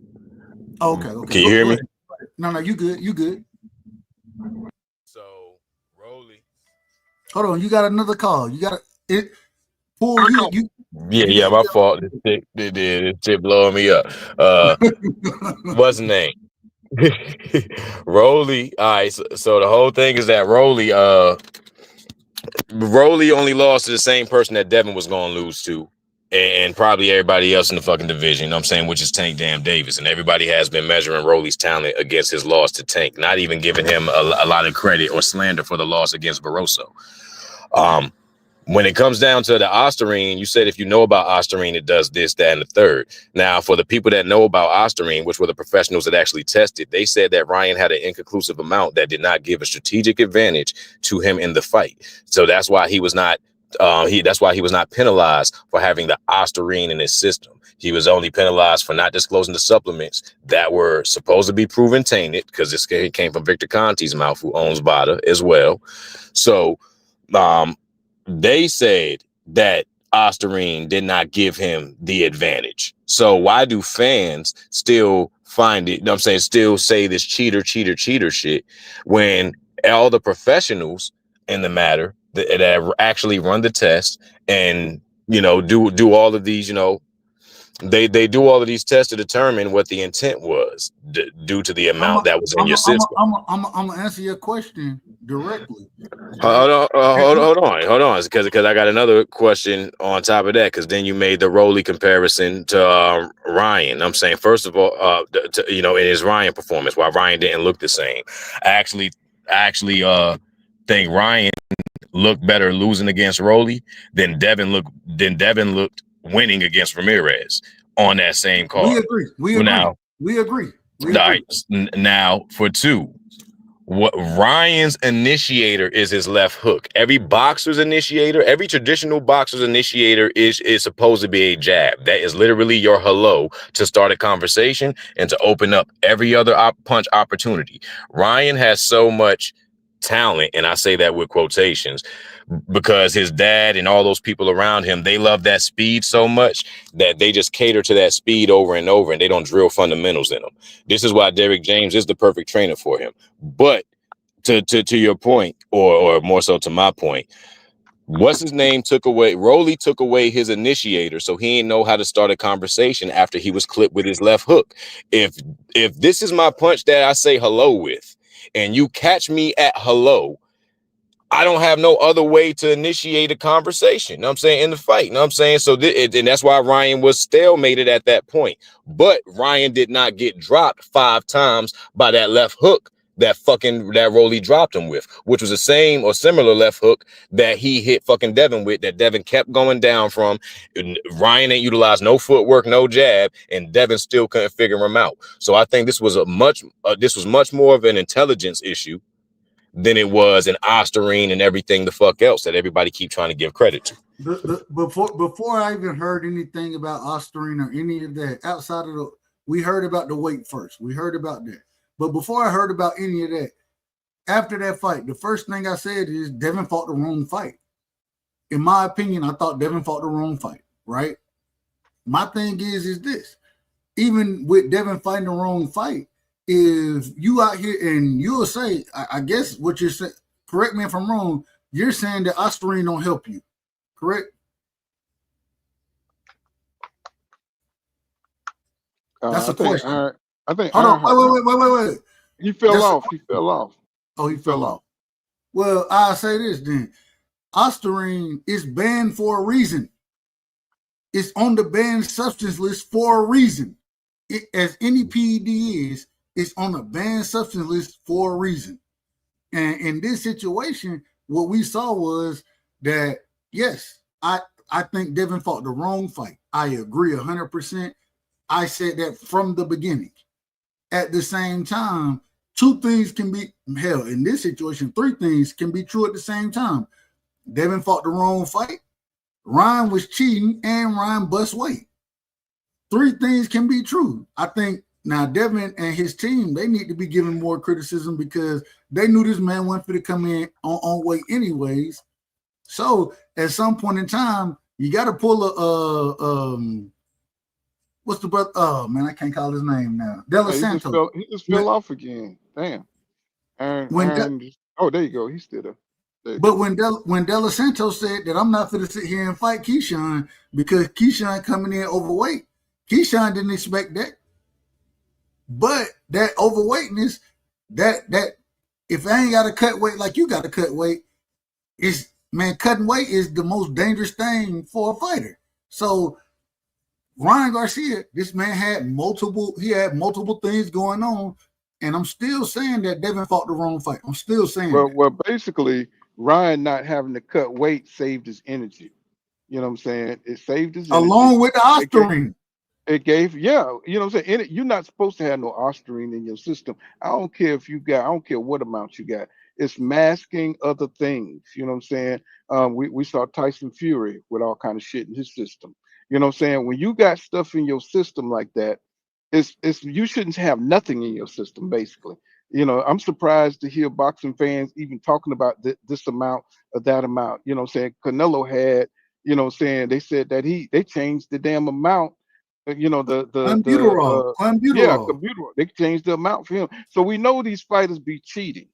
Right? You said, to me, Ryan Garcia, he cheated, bro. You know what I'm saying? He cheated with the weight. He cheated, even though Devin accepted all that, he underestimated Ryan Garcia's heart. You know what I'm saying? He underestimated his speed. You know what I'm saying? He fought the wrong game plan by trying to step to Ryan. He found out real quick that, you know, Ryan Garcia, you know what I'm saying, with the extra weight, with the not having to cut weight the way, you know, have to make weight. You know what I'm saying? That all gave him an advantage. You saw what Ryan Garcia looked like against Rowley, the real Ryan Garcia, the one that's not juiced up. You know what I'm saying? That's the real Ryan Garcia. He You looked the know, same though. Like No, he he took didn't. punches. no, he did He not. didn't look the same. Hold on. Look at this. He took punches. He showed punch resistance. He did not get dropped again. He got dropped Mm-mm, one mm-mm, time. mm-mm, Hold on. He got dropped one time. Went on to show solid defense for 12 rounds. That's entirely different from what happened with Devin Haney. no, no, My brother, Aaron, Aaron, you know what's so Aaron, that crazy? was not the I gotta same say Ryan. this. Did you see Fam, how I aggressive? fight too, bro. You know what I'm Did you saying? Like, see? I mean, I ain't like, got I no ain't Did you problem with active, see? but you. I fight I too. ain't You got know what I'm saying? I Like, ain't got no Hold on, problem man. with you fighting, We can't but I talk gotta over say each this. other. Hold on, I We gotta can't say talk this. over each other, okay? I mean, it's plenty of time for everybody to get their points out. Let you know, it's plenty of time, y'all. Ryan Garcia didn't look the same, bro. I mean, that was not the same Ryan Garcia. That Ryan Garcia looked like Devin could have beat his ass. You know, the one that fought Rolly. You know what I'm saying? Rolly don't have skills like that. But I mean, he's getting better. He's actually getting better as a but, fighter. And I but Rolly don't have a dangerous punch though. yeah, he No, he do. He does. really do. He's a Mhm. dangerous fighter. So And, so so if he and hits you, real quick. real quick, I just want to drop this one point. If a man and any man that hits you with a significant punch in the midst, it don't matter how many hits you. Once they disrupt your rhythm, know what I'm saying, your body resets at wherever you got caught at in the trap last time. Know what I'm saying? And Ryan just did not have no fundamental approach to reinitiate the conversation. So it was just like a stalemate. He ain't get his ass beat by Rolly, but he got Man, y'all checkmate. niggas. You know what I'm saying? Like, I'm gonna say it. I'm saying y'all niggas need to stop this. bro, I'm Y'all, not saying that. I've I never. see. I'm Hold not on, trying to wait a say minute, Ryan's brother. a I'll good let you cook. fighter. I'll let you cook. I'll let you cook. Go ahead. Go ahead. You Y'all right. sitting here, y'all defending the drug cheat, right? I ain't never seen a drug cheat No. defended like nigga. Hold on, wait a minute, Yeah, brother. I'm Go ahead. My surprised fault. by this too. Let I me I'm mute. can't even surprised by finish. that too. I ain't never seen nobody defend a drug cheat like this. The man, he literally has a banned substance in his body, and then he also busts weight. And y'all sitting here like, and I said from the beginning, before we knew any of this, we knew about the weight. But I always said, I was like, man, Devin fought the wrong game plan. I have no problem with that. If Rolly and shout out to Ishmael Silas, because Ishmael Silas, he has Rolly holding the phone out here, Rolly hooking with a hooker. Shout out to Rolly. You know what I'm saying? Shout out to Ishmael Silas. But at the same time, my thing is Rolly ain't got nearly the skills that Devin got. Nearly. It ain't even close. It's not close. And I would still, at this current moment in time, if Rolly got in the ring with Brian Norman Jr., if Ryan Garcia got in the ring with Brian Norman Jr., I would pick Brian Norman Jr. to beat both of them. Devin showed that it's levels to this, and Devin went and put it. And I seen my brother, shout out to my brother William Old School. All right, I'm throwing masterclass around. I watched Devin. Y'all tell me that wasn't a masterclass of boxing. Y'all tell me it wasn't. I didn't think it was I swear it masterclass. wasn't to me. I swear it It was. wasn't. I didn't think it No, was not even close masterclass. to it. I thought it was boxing IQ. It was a game plan. It was game plan. It was a good.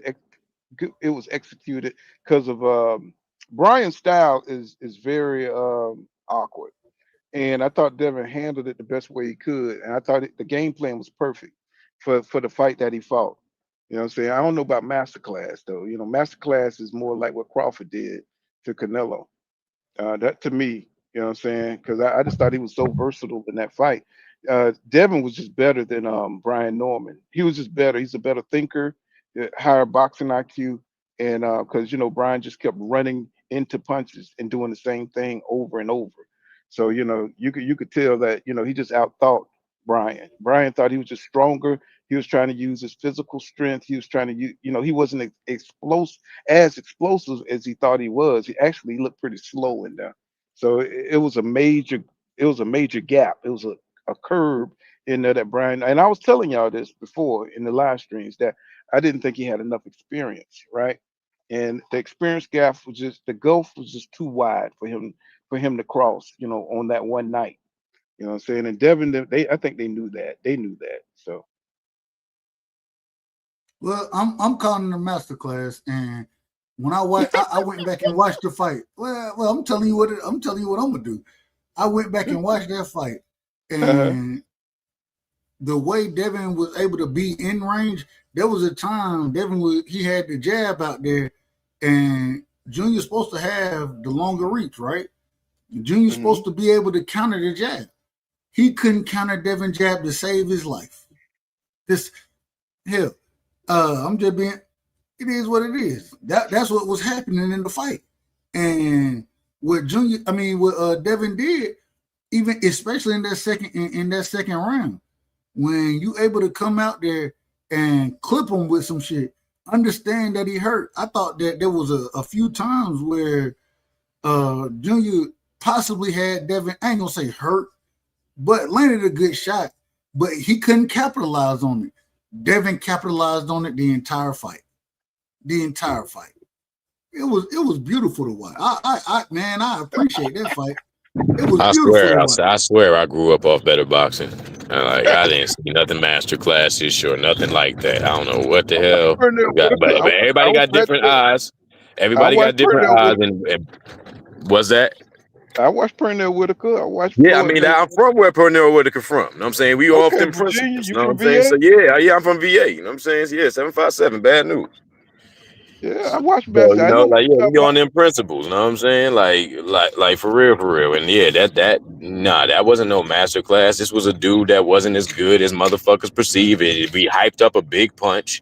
We hyped up a big punch, and that's it. You know what I'm saying? And that's the last thing that a motherfucker should really be excited about. That's the casual excitement. Hold on, wait. Who you picked in the fight? Who you picked? I picked Brian Norman Jr. All right, you picked Brian. But hold on. Let me finish. Let me finish. To my defense. If Donald Trump, hold on. If Donald Trump was fighting Devin Haney, I would have picked fucking Donald Trump. It don't fucking matter who fights Devin Haney. I picked the other guy. You just hate Devin. You hate Devin. I just don't fuck with him. I just feel like he a weak representation of what I have children, right?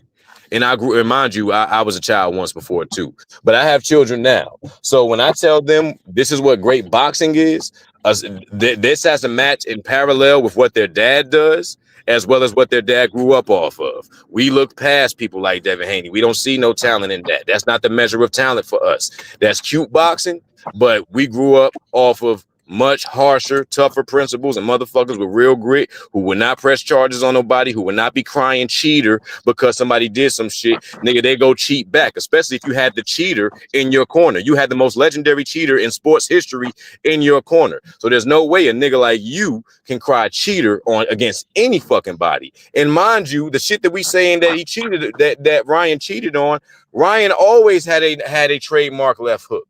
It wasn't like Ryan took crazy punches from Devin or had extreme punch resistance. You ain't see nothing but the same left hook every other nigga went down to. He challenged the commission over and over, and it just so happens that they did not criminalize him for cheating. So it's only a fan that could say, "Oh, this man cheated." You know what I'm saying? But the professionals said that they concluded otherwise based on the amount. And one more point. One more point. Just one more, bro. It's short.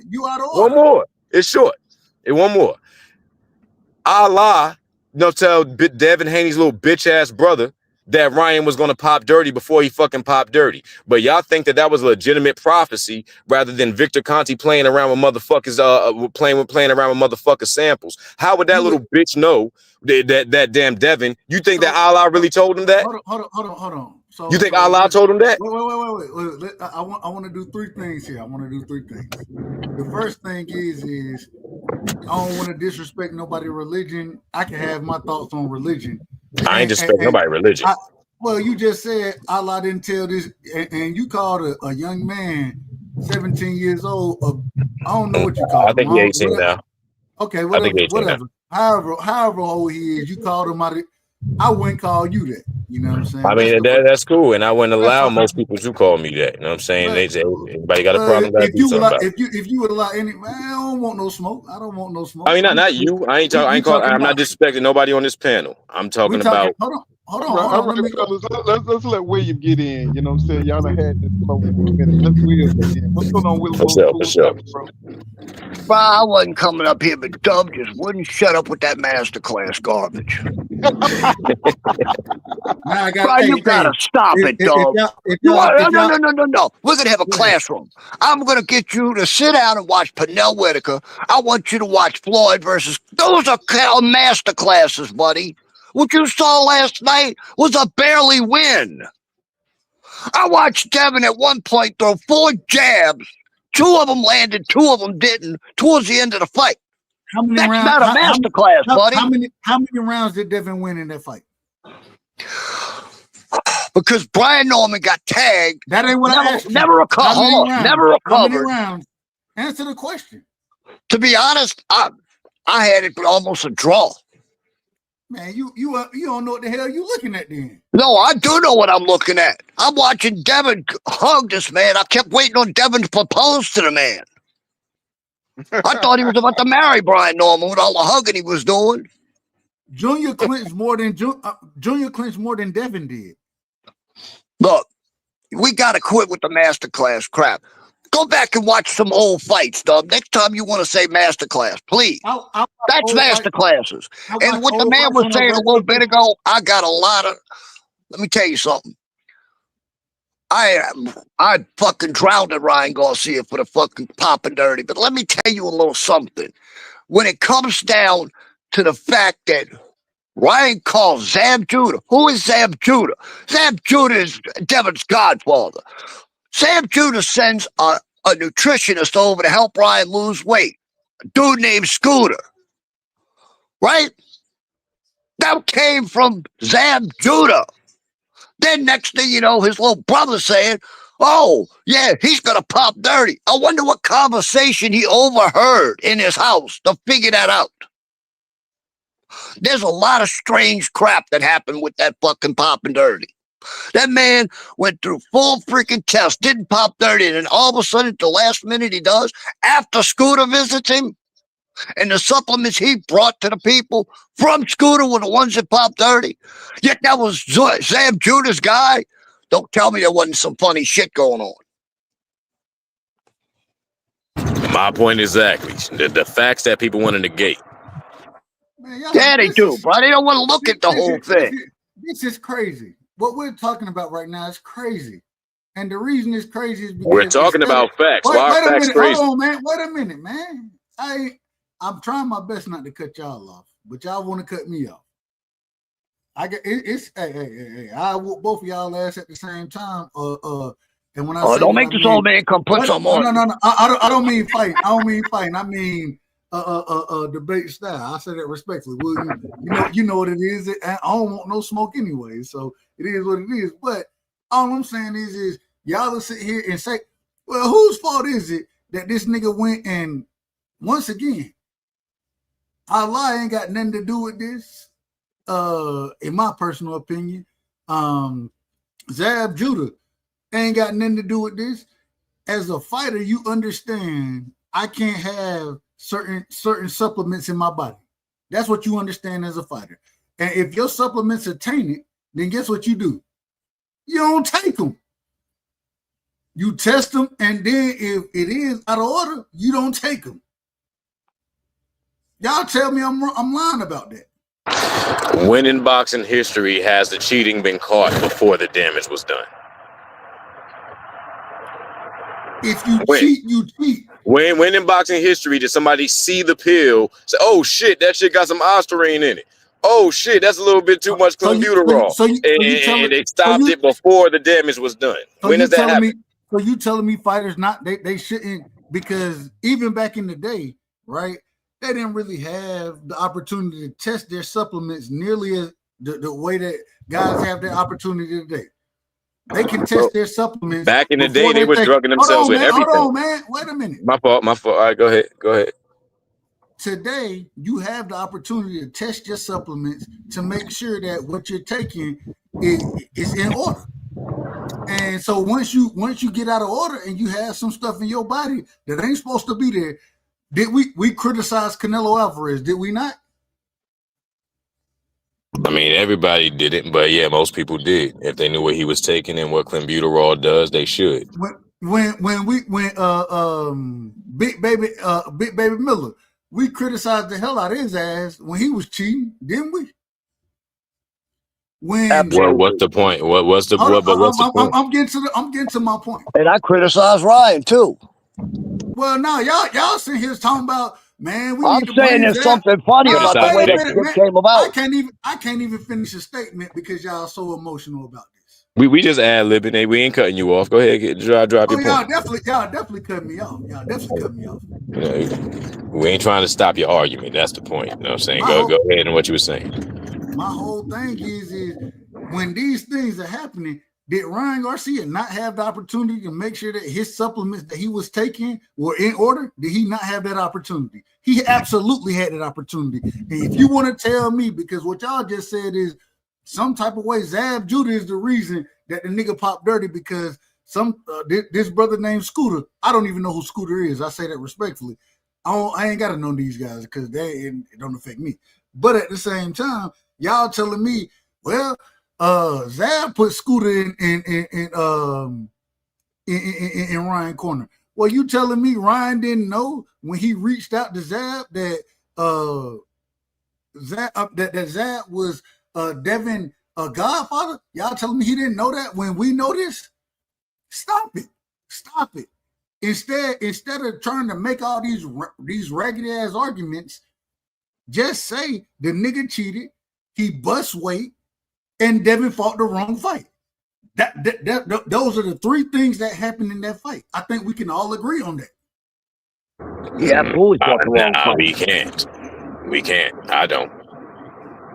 From what I saw and recollect, Allah saw some other dirty evil spirit gave those dirty bastards some prophecy that came from their crook ass corner, because they already knew what they were doing in the first place. They have the most legendary, they have the Jesus Christ of steroids in their corner. Nobody can say cheater.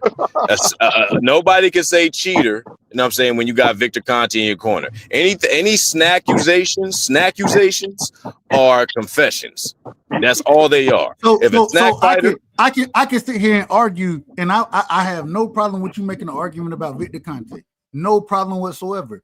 But he done told us he know how to beat the system. He done told us this, correct? Yep. Right. Okay. And so now when Ryan Garcia popped dirty, we can't sit here and say, well, hell, you dirty because you had some shit in your system that ain't supposed to be there. Y'all can't say that. Y'all want to put it on everybody else. I absolutely said it when it happened. Wait a minute. But y'all want to sit here and put it on Devin, and Devin ain't never popped dirty. You know what I'm saying? We done seen Victor Conte fighters. We done seen them pop dirty. And we done seen them lose as well. Right? And so now we have an individual that comes in overweight, bust weight, as well as being a dirty fighter. And instead of just saying, and I said from the beginning, that Devin fought the wrong fight. But y'all will sit here and y'all will be like, you know what? Well, I can't say that he dirty because, well, Devin got Victor Conte over there. Well, what about all these other guys that done fought under Victor? What about all them? When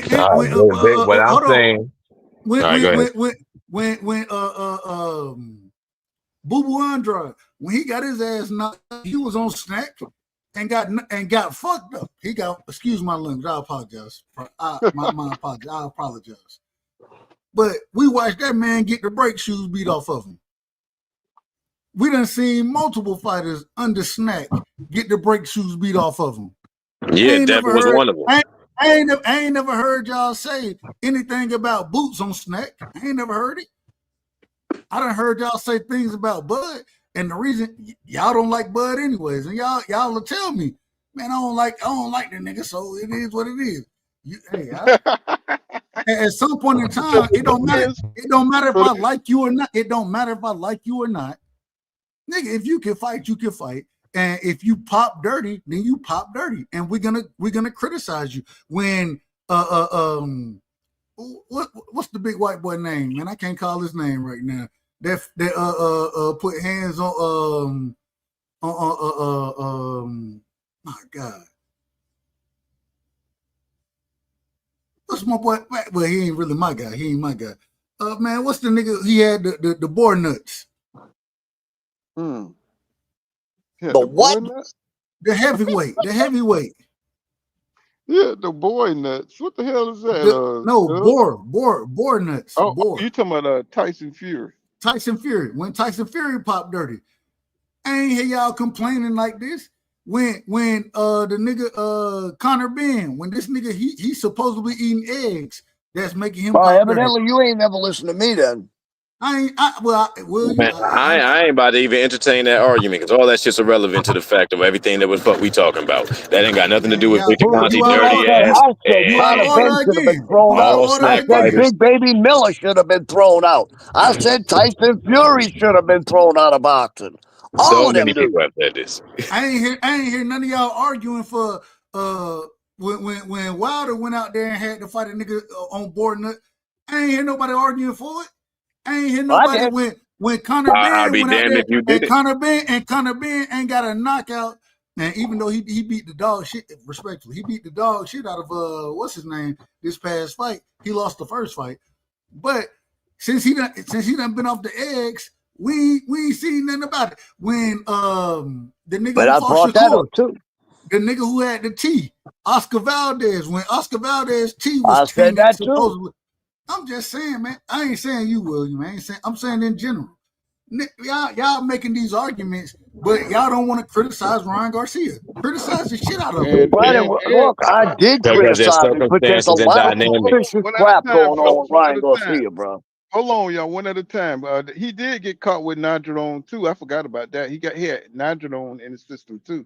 What's going on? Let's get Blaze in here. What's going on, Blaze? Welcome to the panel, bro. Oh, I man, don't even peace, know why fellas, we man. even talking about Ryan Garcia. Shit. Go ahead. Oh, peace, fellas, man. I'm just listening, you know. You feel me? And then I'll jump in. I know y'all talking about snack and talking about PEDs, you know.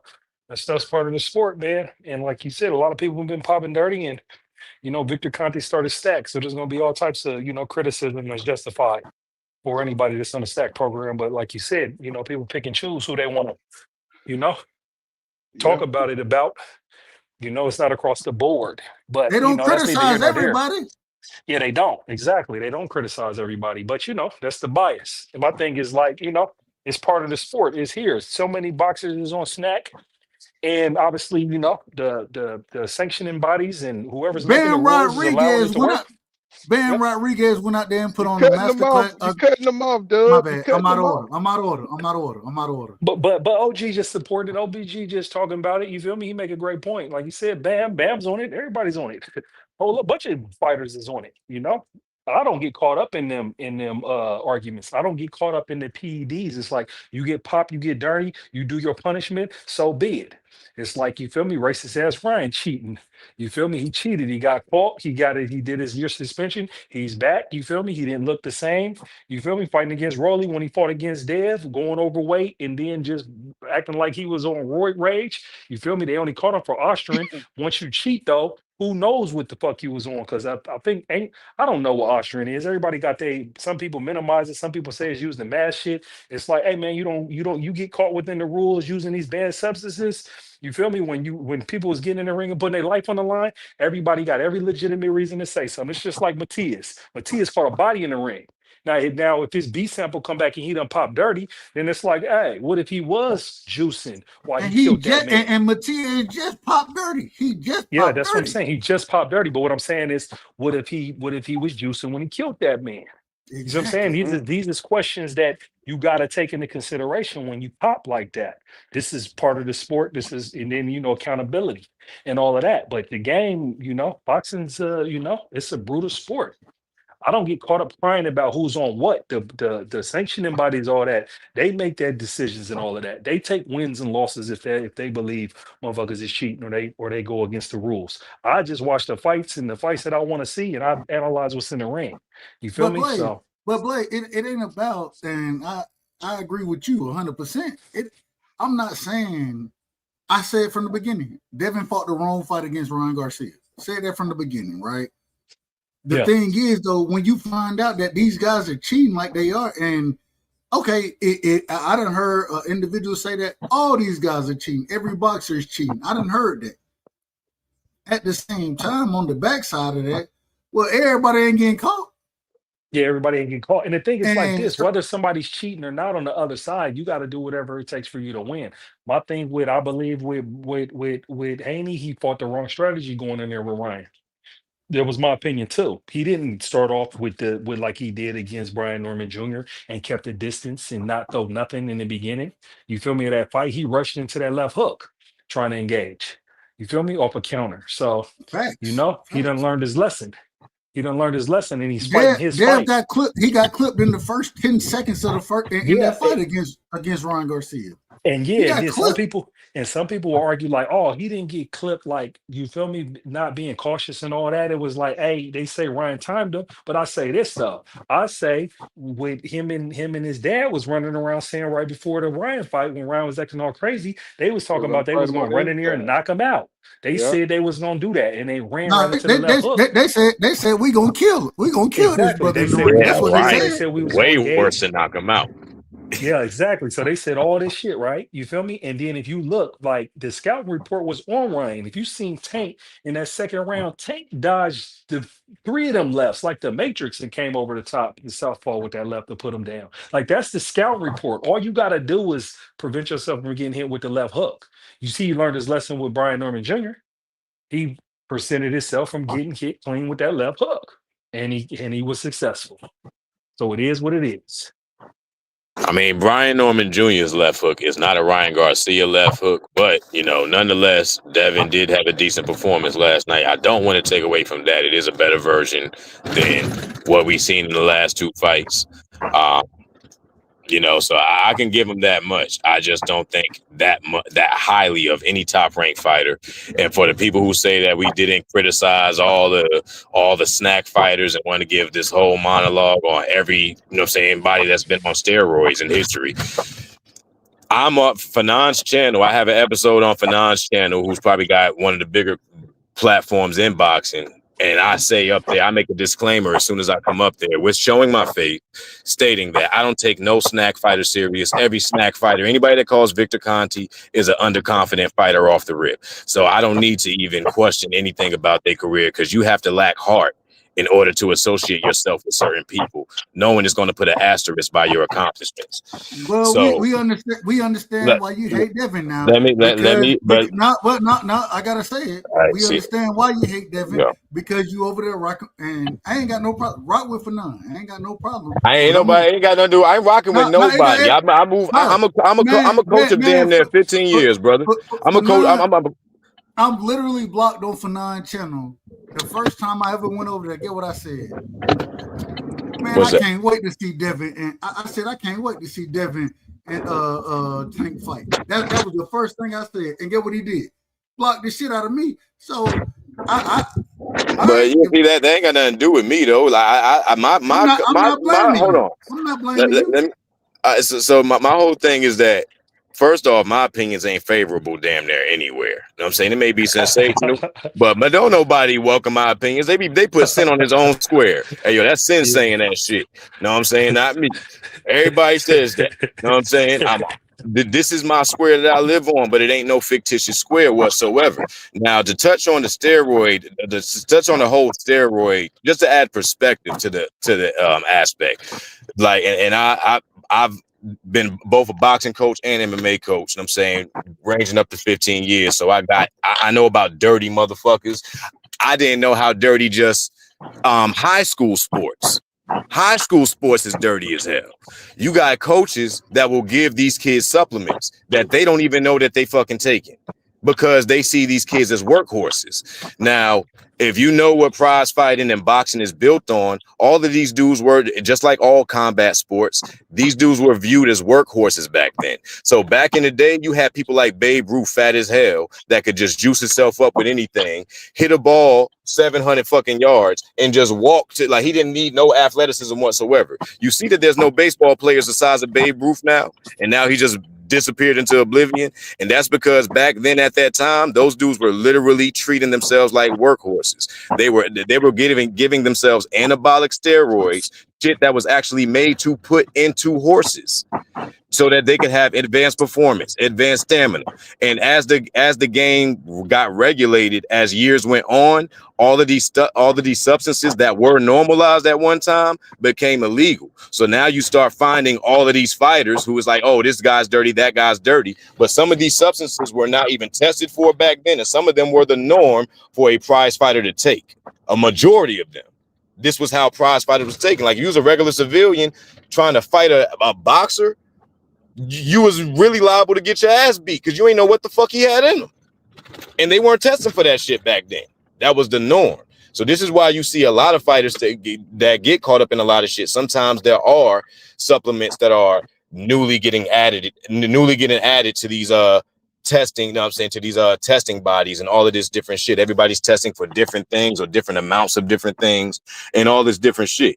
It's still getting regulated and getting fizzled out, but the sport was basically born on dirty principles and is being fashioned to clean up. There's more dirty fighters out there, way more dirty fighters out there than there are fucking clean fighters. And most people would say that if you're not cheating or taking something, then you ain't trying to win. That's how common cheating is in the sport. But the problem is, right. if you, I'm not saying that to defend anybody. I'm just saying, but it's not about. I'm talking about the culture of prize fighting altogether, and how normal this cheating that we call it cheating because we perceive the sport to be a clean sport. But in reality, when they go back there, it's just like working at the first job, bro. You probably seen McDonald's as a kid and you wanted to work. Hold on, bro.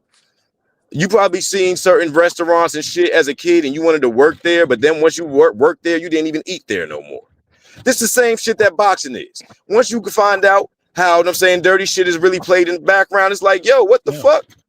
Nigga like, yo, bro, what am I doing? I'm the only nigga playing clean, and all these other motherfuckers is taking everything and they shoving shit in their belly button and their asses. Like, this is what's really going on. But the underconfident motherfuckers bending over desks. That's what Paulo Malignaggi was complaining about when he was leaving the sport. He was talking about everybody's on something. But the problem is this.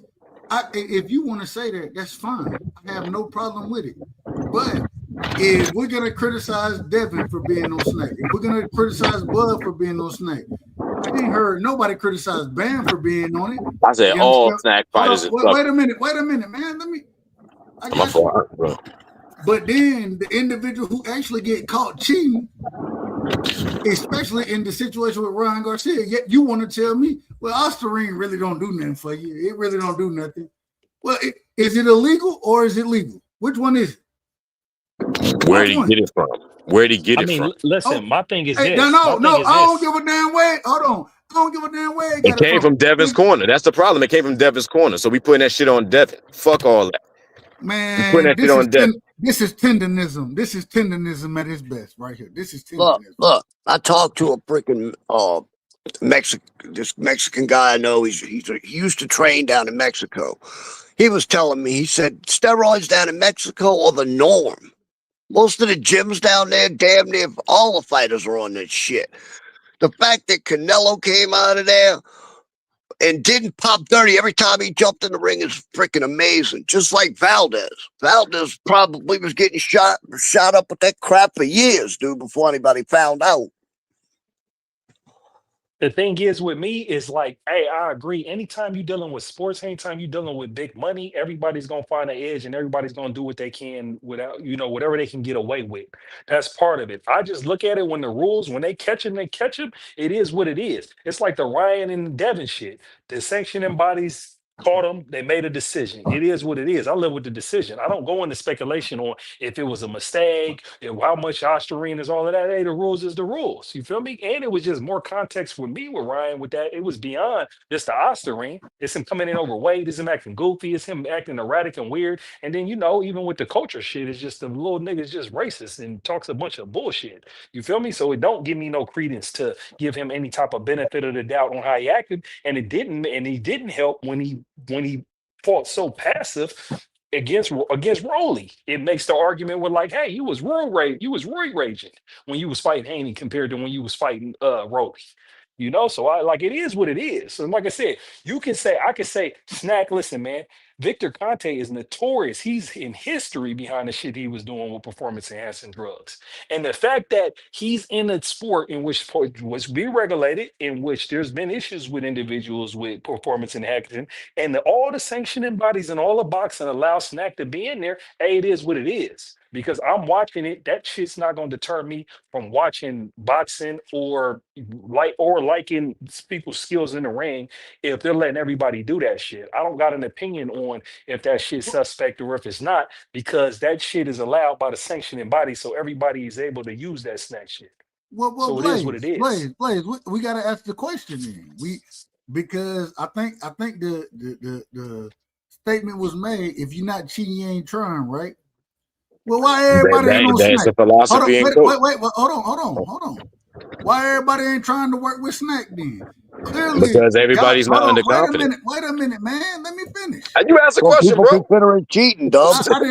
It's rhetorical. It's rhetorical.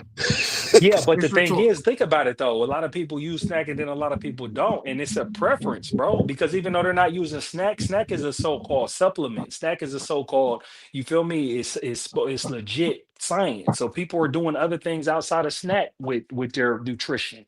You feel me? Some people might feel like sin. Some people, because of Victor Conte, they're like, hey, with their integrity, they don't want to be associated with something like that. So it's all a preference.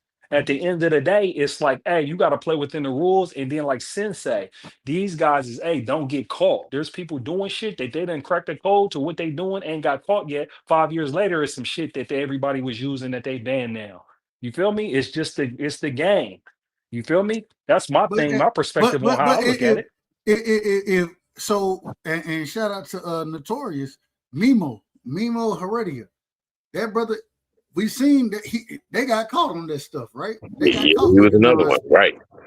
They got caught with the nonsense.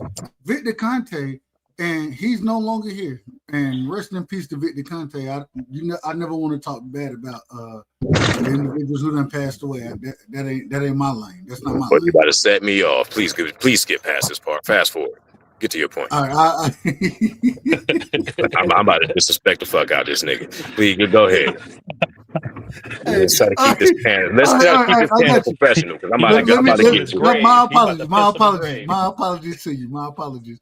But all I'm saying is, at the end of the day, everybody has the opportunity to work with Snack, right? Everybody has that opportunity. Any fighter does.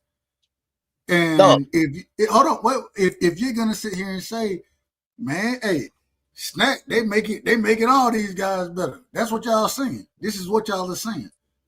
Well, everybody ain't working with them. And then the guys that ain't working with them, and I agree 100%. We can go look at a video of Victor Conte doing an interview saying, we know how to beat the test. That's a fact. Yep. That's a fact. Yeah, exactly. So, but my thing is this. Okay, if you a high level boxer, then why the hell you ain't working with the individuals that you saying know how to beat the test? Think about this. Hold on, wait, let me finish. You can buy it. Last point.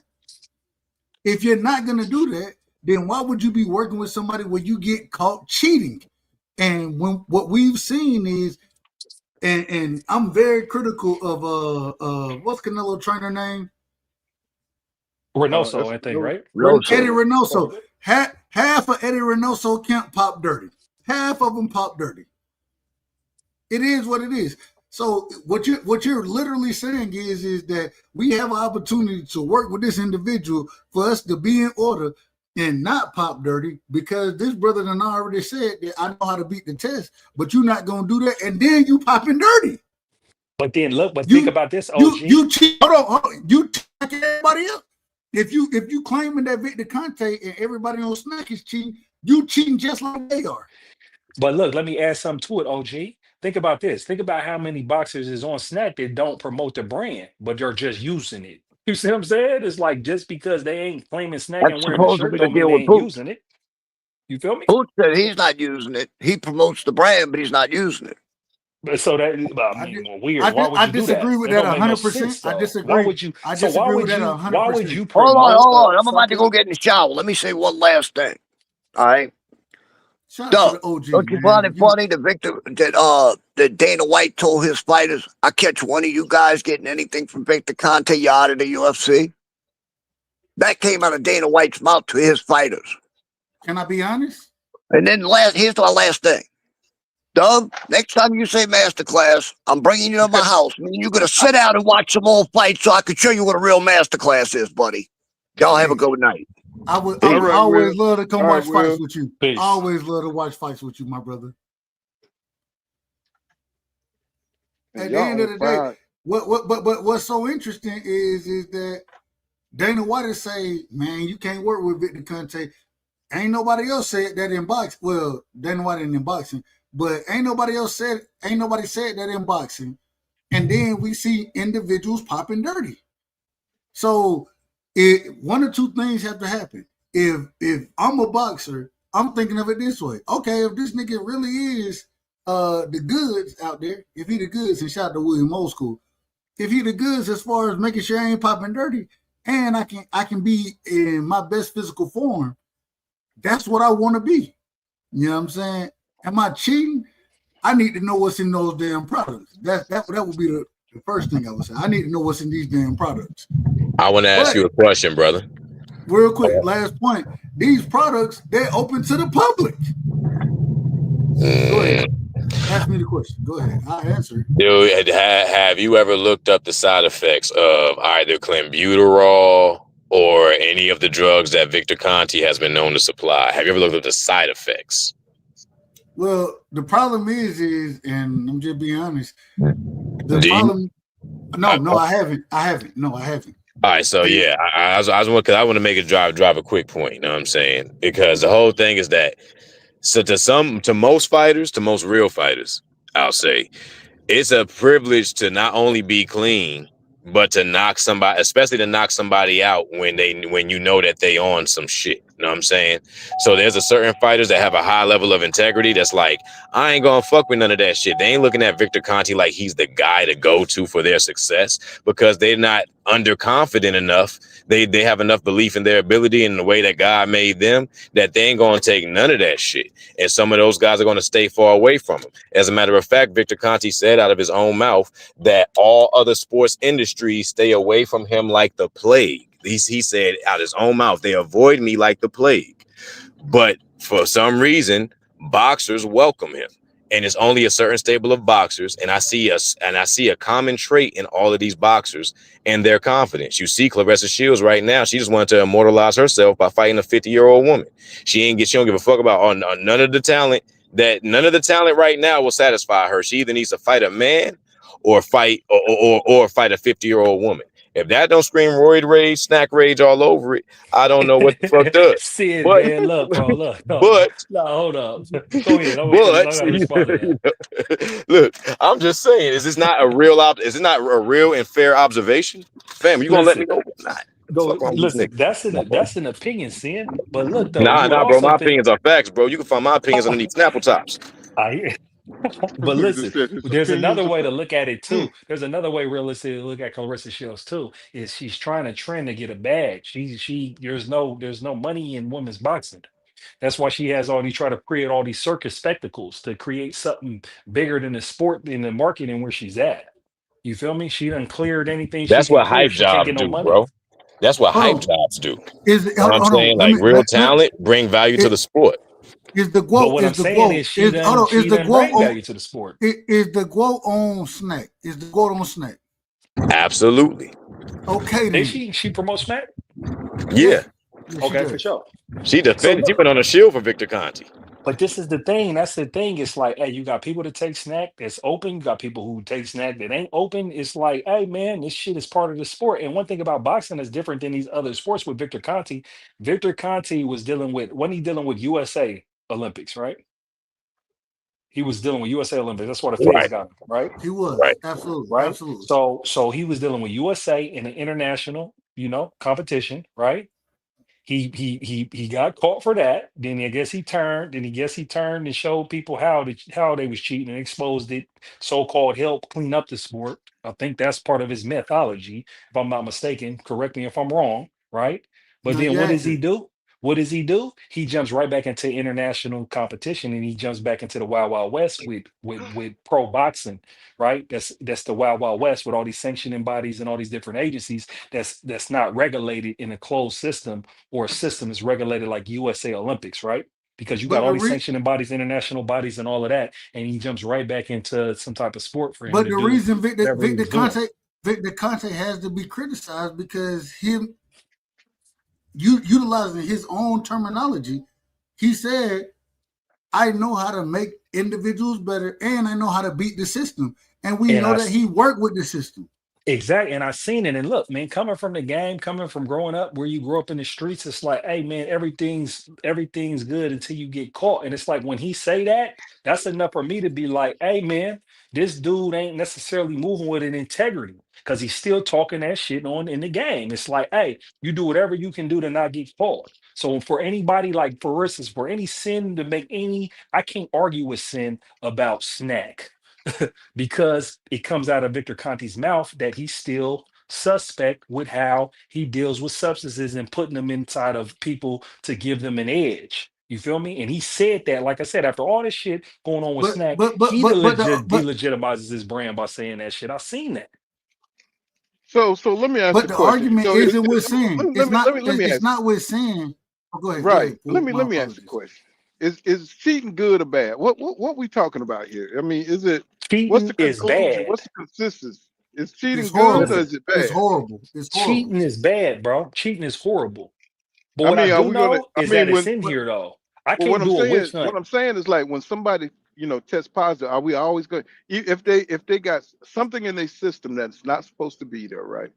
I mean, are we going to say, okay, that guy's is a cheater? Because all they doing is letting them sit out for like 6 months. Fighters only fight like once a year anyway. They let them sit out for like 6 months or a year, and they just come back the next time, just like they did with Ryan Garcia, just like they did with Conor Ben. You know what I'm saying? It's not a big penalty anymore. You know what I'm saying? So I guess people might as well do it, you know what I'm saying, until they get caught But because that's what they do, OG. They do it in every sport. They pop dirty, they get caught, they bounce back. Some of them do, some of them don't. You feel me? Some of the all-time greats though don't never pop dirty. But who's to say they ain't But did but nothing? We but don't but know, but but you they get the benefit of the doubt. It's like for me, Barry Bonds always gets the benefit of the doubt with me. I don't give a fuck what nobody say. I don't care that his head doubled in size. I don't care that it looked like he might have took steroids. You see what I'm saying? yeah, You you feel me? I'm When a that nigga was really skinny, that nigga got I'm a buffed, and that nigga hit all them home runs. I don't care about all that. He didn't get caught, so he might not have took nothing. He might be that might be the genetics. It might be what he was Hey, doing. hell hold You on, know? yeah, man. brother. You Hold know on, brother. damn Because put let me wait a tell minute, you, bro. damn You put out I of seen together. order. 8-year-old. You Hey, out of let me say order. this real quick, brother. I seen 8-year-olds take steroids and head ballooning size, motherfucker. Like look like Manny Pacquiao. Yeah. 8-year-olds. And that's a clear sign that your ass. Once you get that Tito Ortiz neck, that double chin and shit, nigga, we know fucking But well you want something. God ain't make niggas like that. but shit God don't though. just What I'm make telling you motherfuckers like is that. we don't know. He never Boy popped. It got a might have been pumpkin something head. else. He We might have do been an know. I don't, anomaly, fam. bro. We don't. I don't need the police to tell me that this nigga's a thief if shit come up missing every time this nigga shows up. I don't need that. You know what I'm saying? I draw the But look conclusions before though. they happen. But Sid though, so how would you? But look though, hindsight's 2020. It's like, how do you ban him if he don't get caught? If he don't pop, we would just say, "Nigga, your head got too big. Get up out of here." Is that what we doing? My thing is you don't ban them, or more so, I just stay away from from a certain caliber of fighters. If niggas is suspect, I present those drug tests. Know what I'm saying? Like Yeah, shit, the same way Floyd did. Niggas is suspect, I present those drug tests. exactly. Sign this But that's paper, and exactly. as And soon I as would you be doing the deny Say same it, that. thing. I was just as about to soon, say that. and Floyd And as got soon as that. sin, you deny it, it's on you. Know what I'm saying? and Like nigga, sin. you the reason this fight ain't happening. And then I'd be just like you. If I'm convinced that somebody's popping dirty and he don't pop dirty, it'd be like, fuck him. I'm not fighting him. You can call me a duck all you want. I'm gonna be like, hey, that nigga's head double his size. I ain't fucking with him. Fuck y'all. Well, look You feel look me? at how many Straight up. heavyweights Straight up. tested. Look at how many heavyweights tested positive against Wilder. Look at how many. I mean, them motherfuckers was dropping out like flies. You know what I'm saying? All But of them did was you on. see Wilder in his prime? And let me tell you You something better be about taking Wilder that something. people don't know. When Luis Ortiz in their second fight, Wilder could have took another fight for 12 million, and he fought Luis Ortiz again with less Mm, skill, knowing he got mopped up. This is raw confidence. This is raw confidence. This is why I respect Deontay Wilder over a lot of more skilled boxers, because that man really bet on himself all the Yeah. way the fuck through with just a straight right cross. Bet on himself, and damn near every man that he looked in the face bounced their head off the fucking mat. Yeah. 95% of them easily. You got to give that man his respect. You know what I'm saying? With Yeah. just with that alone. You know what I'm Yeah, and saying? you know But he's our last great American, you feel me, heavyweight, Black American heavyweight, hmm you feel me? He's our last FBA, man. We ain't found one yet. We thought it was Big Baby Anderson, wasn't and, him. and, you, You and feel you me? know what? Talk Something about else I wanted to that was analyze. just Something yeah. I was talking to my brother about this shit. In reality, bro, if Deontay Wilder fought like Sebastian Fundora or motherfucking David Benavidez with volume punching, extension punches, you know what I'm saying? Like, he's light enough to throw this weight around. These are still, this is a dude who still can't get below 215 realistically. So it's a knockout punch is always going to be there. So if you just add volume punching and some a jab and a jab along with his cross, you know what I'm saying? Like, he got to know how to throw multiple jabs. Deontay Wilder don't have no fucking jab. And he don't have no hook or uppercut. That's why I almost feel like the power is kind of a myth, because we ain't seen him knock nobody out from other angles. You just see a straight right cross. And then anybody gets hit by a straight right cross, a step through right cross by a Yeah. motherfucker his size, you're going to get knocked out. There's no way around it. Yeah, that's So physics, brother. That's physics. plain and simple, you know what I'm saying? So, like, even the power of him is a myth, is kind of mythological, because there's not really raw technique that demonstrates that power from all angles. But if he just got, if that Malik Scott wasn't a fan of his power and just taught him how to use his jab and his cross, that's all he should have been doing for 6 months. You got to utilize your reach. You're one of the longest heavyweights in the game. You're probably the longest boxer in the game. You got to utilize it. And I mean, the it's fact his that nobody's crutch though, shining that gift, sin. my fault. He suffered from his own success. It was so successful. Like, you know what they say, if it worked, If you don't, a if it ain't boxer, broke, don't fix it. yeah, but if you a boxer, when you take on the title of boxer, you don't abandon the fucking law. And I don't care how much talent you got, you have to observe the textbook. And this is the reason why people like great talents like Roy Jones have a harsh decline and they can't ever come back to that stardom, because the talent does not outshine the textbook. This is still Yeah. an art form. It's even Well, Ali, man. Even if you look at Ali's style, Ali didn't go to the body a lot. That's like he could have. You, You you feel me? know, You well, damn near look at some tape. It'd be hard to. It's like finding Bigfoot to find Ali punching to the body. You see what I'm well, saying? And it was like, Wilder, look at all that talent. You feel me? And he still made it that far. So it mm, seemed like Wilder, these boxers Wilder, and these Wilder. fighters, I'm they sorry. get caught in their ways. You seen what Canelo got exposed. He got exposed fighting that way he was fighting and picking and choosing. You feel me? And right, somebody game planned against him. You get exposed. So that people live and die with they talent. You feel me? In this sport of boxing, and it gets exposed. That's why I love the Well, sport. I think Wilder he's athletic too. You forget that the speed, his size, his reach. You know, he was more athletic with it too. So I think his athletic ability helped him a lot too. You know what I'm saying? Get those punches to But connect. but but Fury exposed him. because you know what played against his athleticism? Lack of coordination. When you're not Yeah, coordinated, you can't throw Right. successive punches without losing momentum. Like a lot of pro fighters, a lot of pro boxers, they cannot throw 2 or 3 consecutive hooks without an extreme loss of momentum, because they're not instepping on each hook, or they're not yeah, launching their punch from the ground. Like, it's a lot of yeah, fighters that don't Well, know the science of coordination to be able to throw a power punch and not lose momentum when throwing it successively. That's the mark well, of a professional. All of well, y'all got Wilder, to be able to do that. Wilder looked crazy after he threw that right. You know what I'm saying? When he had to try to throw 2 or 3 punches, he started looking crazy. Wilder damn Yeah, near threw himself off his feet because he has poor coordination. He needs all sorts yeah, of Yeah, footwork drills, ladder drills. Like yeah. that's yeah. I what mean, that shit's for And those type of fights. you see after he what threw Fury that, did. after he threw that initial right cross, that shit looked beautiful. But after that motherfucker be windmilling. You see what Yeah, Fury did. he has nothing Fury after that. got rocked. Fury got rocked with that signature punch. Looked like he came rose back up like the what is it, the Undertaker, like it was WWE. That He was that rose back up in the cocaine. last round. That was Yeah, that cocaine that and might have that been the crack. cocaine on everything. Listen, cracky and I strap mean, on the everything. Motherfucker funny rolls But is, up. then look what he did after that. Look what he did after that. In the next fight, he just packed on pounds and leaned on him. He was like, "Oh, I can take it," and then I'm gonna smother him. You feel me? And he Hmm. smothered his ass. You feel me? He packed on all them weight and he just leaned on the boy. You feel me? He's stupid. He did. He Yeah. literally, ain't that what he did? He leaned on him, kissed him, well, I licked him, mean, the and some motherfucker weird six shit, some more nine. The shit. motherfucker is I six. know. He got it. He's like the biggest person on earth. I know. You know what I'm But it was saying? This He's sad. That stupid. was sad Nigga though, say he the bro. biggest person on earth.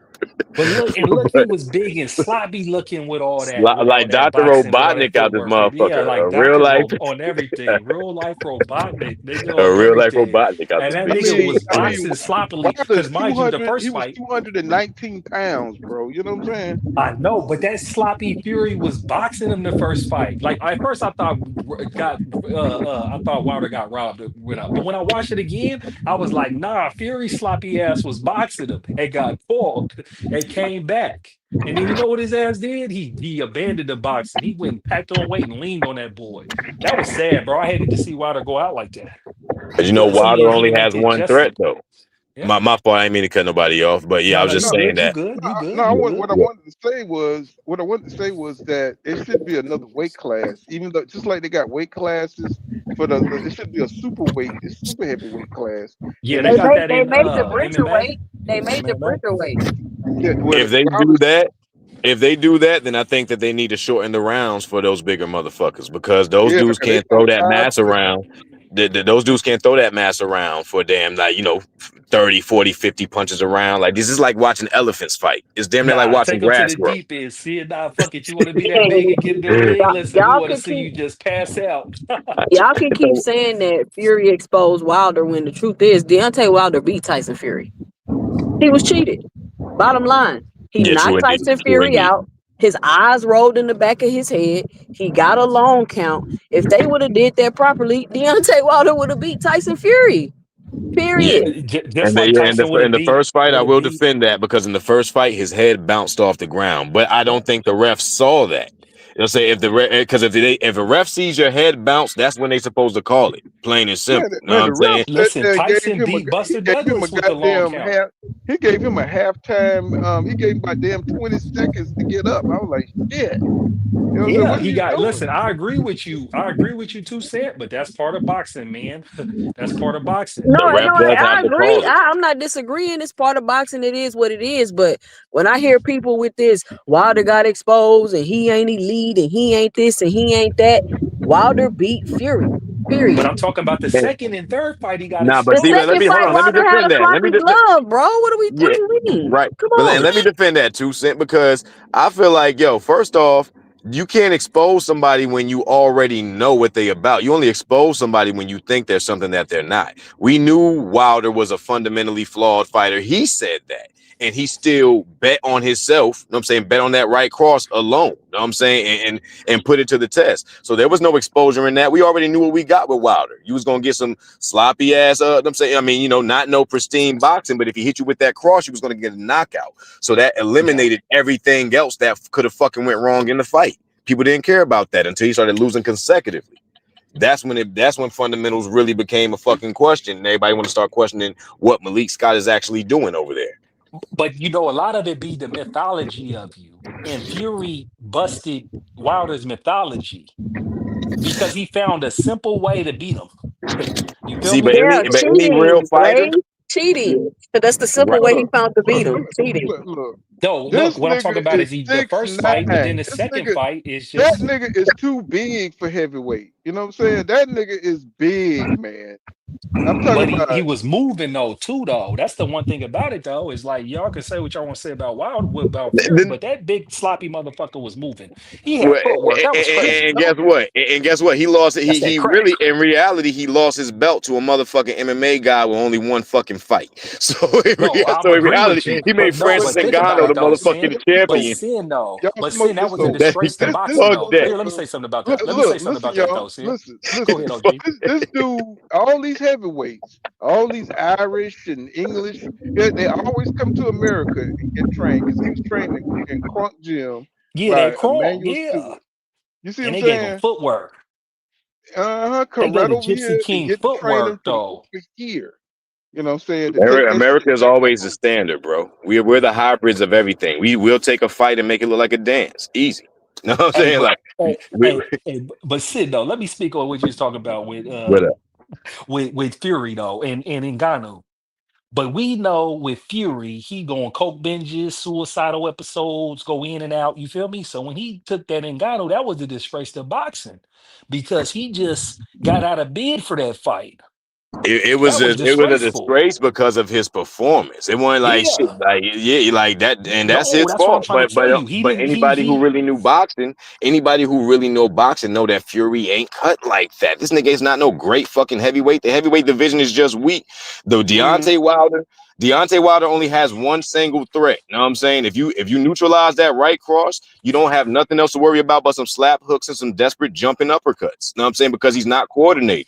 But So as a fighter. what I'm saying is with Fury though, Fury didn't wait. Fury didn't train for Ngannou. That was trash because you see AJ was on the back end and he embalmed him. You feel me? Because any Yeah. I good mean, boxer would have embalmed Ngannou. Like he Man, don't Fury got is a no business. serial cheater and Look, he'll never get no credit from me. I'm not Fury's giving not him one of no. those Listen, guys, man. check this That's out. a Check this fraud. out. 2 Cent. I'm not giving him no credit. I'm just calling what I seen. You feel me? I don't like the dude. Like I said, with the cheating, the cocaine. I didn't like the what he did to Wilder like that. I didn't like the Ngannou. I don't like him like that. But I'm just That calling nigga what I cheats and seen on what he sparring. did. You feel me? And it's like, hey man, I'm glad that Usyk, whooped him twice and got him up out of the air. You feel me? Because he ain't no good for the sport. He don't epitomize what it's about, the discipline, the integrity, or any of it.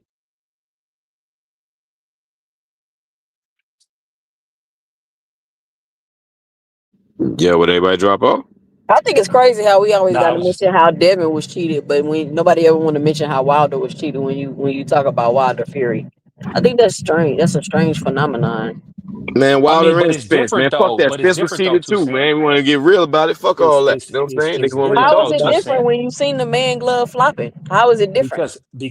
Because the way it was the rules that how he popped dirty. There's other things these decisions with these refs be doing, these robberies, it's a different you saying cheated, two different things. There's robberies in boxing and then there's cheating. You feel me? He didn't get popped for a banned substance. You feel me? He had help with the powers that be, and that's just part No, of his boxing. glove was flopping. I mean, that's cheating, literally. But what you mean flopping? His glove was folding around his hand, Did you exposing see the the fight, knuckle. Blaze? Did you Okay, see Yeah. the yeah. fight? Yeah, I watched it, but I have to go back and really look at what you're Yeah. talking about with the gloves. Wilder was getting hit with bare Blaze, fists. you didn't see Fury glove flopping in that fight, flopping in and Like I out. said, I ain't paid attention to it. I got to go back and look. Oh, come on, bro. Not for real on everything. I ain't for real. Look, I don't cap. 2 Cent. What I need to cap for? I I'm saying didn't if you really pay seen the attention to the fight, then you gloves. I've seen the seen the glove glove. flopping. It shouldn't be no need to go back and look. No. When I watched the fights, I didn't see the gloves, and you're the first person who I'm really hearing on everything talk about these gloves like that. I go back and watch it, and when I see it, I'll call it like probably like you. I Oh trust you, no, no, she but I right. She verify right it as about them well. gloves. Oh, I'm sorry. I'll She right about them verify it, but I'm gloves. just telling you honestly, keep it in 100. Hey, I didn't notice the gloves. No, I mean, I'm I'm just saying, I telling just you. find that hard to believe. I'm not saying you lying. I'm just saying, I don't see how anybody could not have seen the glove flopping. Like, it was I mean, so yeah. blatant and in your face. It wasn't even like a conspiracy. Like, some people seen it flopping, some people didn't. No, that hole was flopping, literally. The Like, nigga was pulling the glove up. I'm just like, what the hell is oh, they going was pulling on? it up in the corner. Yeah, they sure Yeah. was. I'm like, what the hell? Yeah. Well, they think cheating, as long as you're cheating, it's okay. It's all part of the game. Nah, that's not what I'm saying. My thing is, it's like, hey man, there'd be so much different shit going on in the sport. It'd be like what they call, Shit. they call, what they don't, and we have our opinions about what we seen. So I'm not knocking you for saying that, 2 Cent. I'm not. I'm telling you, Oh yeah, I'm not a whole they were massaging fury.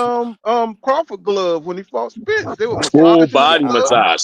I'm not. Full I'm body not. Listen. massages with fucking R&B music playing. I heard the shit. Like this shit was Look, crazy. I was like, why There's is this no motherfucker. But look, look, R&B music nigga is that shit crazy. was That's intimate as fuck, bro. That that shit is was intimate as diabolical. fuck. And how the fuck ain't God nobody damn it. call that, bro? It's supposed to be no touching or massaging or tampering of the gloves whatsoever. That's in the official boxing rules. Niggas seen Crawford do this 4 or 5 times, go to massage Envy in his corner between every fucking round. Hey, And hey, nobody listen, called it. Sid. Listen, Sid. Check this out. You know I'm a Crawford fan, right? You know I'm a What Crawford fan, right? up? What But up? look, Yeah, look, I'm yeah. gonna tell you something else I seen. I'm gonna give you some ammunition, something else for you to roll with against my guy Bud. Hey, when he did you see that when he was about to fight Canelo, they was rubbing some type of slick gel over him. He was all he was all shiny. Oh, I didn't even know And that. And look, hey, we got a term for that. We call look, them boys greasers. Them boys look. He was listen. that over grease themselves so they can slide out of damn locks They and was greasing them. Hey, it was kind of like, remember when it was weird, that weird shit where they showed, it was like one of them scenes right before the fight, like when the undercard, remember I was there, so I seen on the big screen. This shit was on the big screen, like the jumbotron in the Allegiant Stadium, kind of like when they showed fucking that weird shit with Tyson, like behind the scenes right before the fight. right. When he put When Yeah. he's that towel over the camera. Yeah, Mm. exactly. When Bud That's is right before the crazy. fight, when Bud's preparing, they slicking them down, bro, and everything. Look like they using motor oil WD-40 and shit. on everything. Nah, not You WD-40, can't tell on that motor Crawford any oil. goddamn way. You might as well. Shit, you black as hell. You can't tell. Exactly. He absorbed that shit. I'm dark skinned too. You absorb all that baby oil Nah, hey, and Majimov lotion and all lumped that him up a shit. little bit. Majimov lumped him up a little bit. You know what I'm saying? But my issue with the shit, like, and like 2 Cent said, the shit that be obvious, such Yeah. as how Crawford didn't leave a bruise or mark, barely a bruise or mark on Majimov, but he made Errol Spence look like motherfucker. He stuck his head in the beehive. Oh, How do but people not? he did put some marks on Nah, Madrimal. those were very baby marks. Those were little ass marks. He made Spencer like he was in a car accident all over again. And this So is the look, smallest nigga, and this is the In 3 smallest nigga that rounds, Spence fought. by round Sid, check 3, this out. Spence was cut the fuck up by round 3. Hey, I'm No, it's look, talking about about round listen, 3, listen. bro. He ain't never made nobody look like that.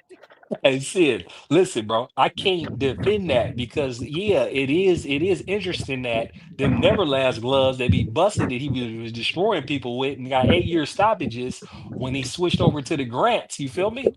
He didn't do the My damage point. that he did. So it's like I see it. You feel me? That's one thing about me, man. I'm a fan of the sport of boxing. I'm a fan of certain fighters, but I ain't gonna deny reality. I seen that. And see, I They respect that. said they seen that shit about them gloves. They was talking about them gloves. The measure off count like, nah, nigga, wear these grants with me. Wear Cause these look, if grants. I was talking to Boxing Hacker, he would swear this was Tank Davis that we was talking about, and none of this shit ever happened with Crawford or anybody the fuck else. This nigga, like, that's why I be man. Look, I be trying not to disrespect nobody, cause I know that my opinion is hard to kind of ride with. You know what I'm saying? I know I'm gonna be on my own square most of Boy, the time. this shit be left field sometimes. I agree with a lot of what a Hey, lot of your but it comes from a factual premise and also a combative premise, cause it's like, yo, I'm not gonna look up. I'm not gonna look up to niggas. I ain't gonna let nobody tell me somebody's tough and I don't see tough in them. Know what I'm saying? And man. and, Wait and, a minute. You don't think Devin Haney tough, bro? Oh, come on now. That no, man got up. tough is That man filet got mignon. oh I mean, tough compared to what? no, Compared to what? tough compared to any fighter in the game. I Bro, mean, if you I mean, it's I grew up relative. off of. Let me tell you something. I listen, grew up off of James if you Toney. get knocked down on your ass by that left hook by Ryan, he got up and finished the fight. But That man but kept but getting up, OG, That's let's keep it 100. They could have stopped that fight, OG. they could have but stopped they it didn't. many They a could have time. They stopped didn't that though. fight. No, But no. they Ryan was didn't. literally in I'm there talking about pointing and things saying, that didn't "Hey, man, happen. come get him and whooping on him." No, I'm No, just telling you though. listen to me. What I'm telling you Listen is to me. If you get up, a lot of fighters they hard gone. You know what I'm saying? If you get smacked, somebody mute the mic. He got back a lot of feedback. Oh my God, You that's get me. smacked. if you get knocked down that many times, Ryan was whipping Devin ass, bro. He was getting hit. Devin did not quit, man. That's hard, Yeah, for y'all. sure. We give him That's that. Hey, I hard. give him that. I Hold give on, him It, that. bro. One, Time out. Time out. Hold on. Let's put that in perspective. Because mm-mm. you're in a squared circle where you don't have no room to quit. The only way to quit is if your corner throws in the fucking towel. The fighter has to get back up and keep doing that, man. It's No, a very no, common no, no. thing. If you was in the Lions Den, You're reaching. You're reaching, Ironheart. You're reaching. Come on, nah. man. I mean, I ain't reaching far, brother. I'm Come reaching right on in front of now. me. This shit's You right on the reach. dash. This shit's right on the dashboard. I promise you, I ain't reaching far. He could have got his dad. He could have got his dad to throw in the towel because he was getting his ass whipped that night, and he kept getting up. And his dad let him mine it out. His dad let him one thing mine I it can out. say, one thing I can say about Devin, man, Devin got blessed with getting his ass kicked and dude popping dirty and being able to learn from that. Because you don't get undefeated champions who get whooped like that and get another opportunity to come out of it. You feel me? Undefeated. You know what I'm saying? That's one thing I can say about, that particular fight. Because he got whooped, steroids or no steroids. We can't unsee that ass whooping. And like I said, he's tougher getting up. He's tough, Yeah. but OG, what I'm telling you is this: is that hey, we seen him get whooped, not going against his strategy. You feel me? We don't see if you. Well, let's just take the fights last night. You see Abdullah Mason in the box with Sam Noakes, giving it and taking it. Pause. You feel me? You ain't seeing. You don't see a. I don't see a scenario or a Devin Haney that can do that, that can take those punches like Abdullah take those punches. Because when we seen him take those punches, he was getting dropped. So that's when, since talking about his Well, toughness and all that, it's like, okay, yeah, he's let me tougher tell. getting up, but Let me he ain't push this tougher past you. not getting hit and not falling in the first place. Let me put this past you. I see, just like Crawford. Crawford was getting hurt a lot when he was at the lighter weights. Devin is a bigger guy. Look like the more he goes up in weight, look like the stronger this kid is getting. And I'm asking y'all to just watch him. You know what I'm saying? Because look like he's getting stronger. I'm not talking about snack or none of that shit. I'm just thinking he's at a healthier weight. He's not fighting at those ticky-tack weight classes and straining down, say cutting weight and stuff and killing himself. And I think he might end up being a decent fighter at 147 or 154, man, because it look like he's getting stronger as he get closer to the weight he should be fighting at. You know what I'm But saying? OG though, the thing is that his chin is still questioned because in this fight he didn't allow Brian Norman to hit him, and he got up Well, what the early hell you and want him knocked the to snot do? You box. want him to put his chin out there to see if he passes No, the chin test? no, OG, no, OG. I'm not one of those people. I'm just stating the Mhm. fact. We don't know how he takes a fight at. We don't know how he takes a punch at 147 because Brian Norman Jr. never landed a clean Well, one he's gonna at find out if he get this 147. Ryan Garcia fight. We're gonna find out, right? Yeah, And he we're is gonna find not out. about to fight Ryan Garcia again. He is. He said he want to fight Ryan. He want that fight. He said. Yeah, that's what he say. He say he I won a lot mean, of Oh, fights. come but on, why come not? on. But why not 2 Cent? Because think about this, 2 Cent. If Ryan was to win and beat Barrios and they go for unification, that's the biggest money fight that you can get. There's Mm. so much story behind it. You feel me? Everybody's gonna watch that for the casual and the hardcore. You feel me? And I Haney mean, will we'll handle see this if he business take because he it, but doesn't he's redeemed not himself. beating Ryan. He's not beating Ryan. Man, Man, listen, Ryan ain't I shit. know Ryan is not shit. I got Devin because I think Devin's gonna be smart this time. He ain't gonna run into a left hook, Man, idiot. Ryan You ain't feel me? shit. I think that's the only All thing that right. really stopped him. So You this is feel what I'll me? say. This is what I'll say as far as my prediction. I'll say that, of course, I still got Ryan. I'm saying I think he's got Oh um my God. but I still I still got Ryan. I'm saying, well, we ain't got to go into who I favor more or who has more of a stand up or stand on a square type character. But as far as that I do see that, like, I don't think Ryan is a great Y'all just boxer. like Like, pretty hair, motherfuckers. Y'all just like his pretty hair. nah, not at all. No, it's a It'll never bad be nothing style like that. matchup, Pool. It's a bad No, style hold on. matchup. I'm 38 years old. First of all, if you don't resemble a James Toney, a Iron Mike Tyson, a Muhammad Ali, or something of that cloth, I don't respect you or take you serious already. You're like a cute kid boxing. You know what I'm saying? That's all I see.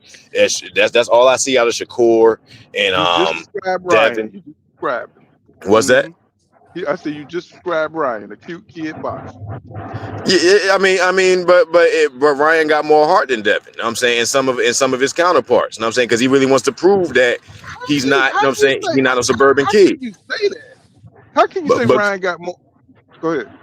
hey, yeah, all right. Well, I mean, the whole, I think the way that he challenged the commission on the testing and all of that. But y'all really believe that he was really dirty. You know what I'm saying? I like the way that he was kind of standing up on all of that shit. You know what I'm saying? And I know that dirt came from that dirty Allah that Devin Haney and them prayed to, not the real Allah, but Why whoever it y'all was fight? that gave him Why that y'all fight prophecy. so hard for Ryan? Why y'all fight?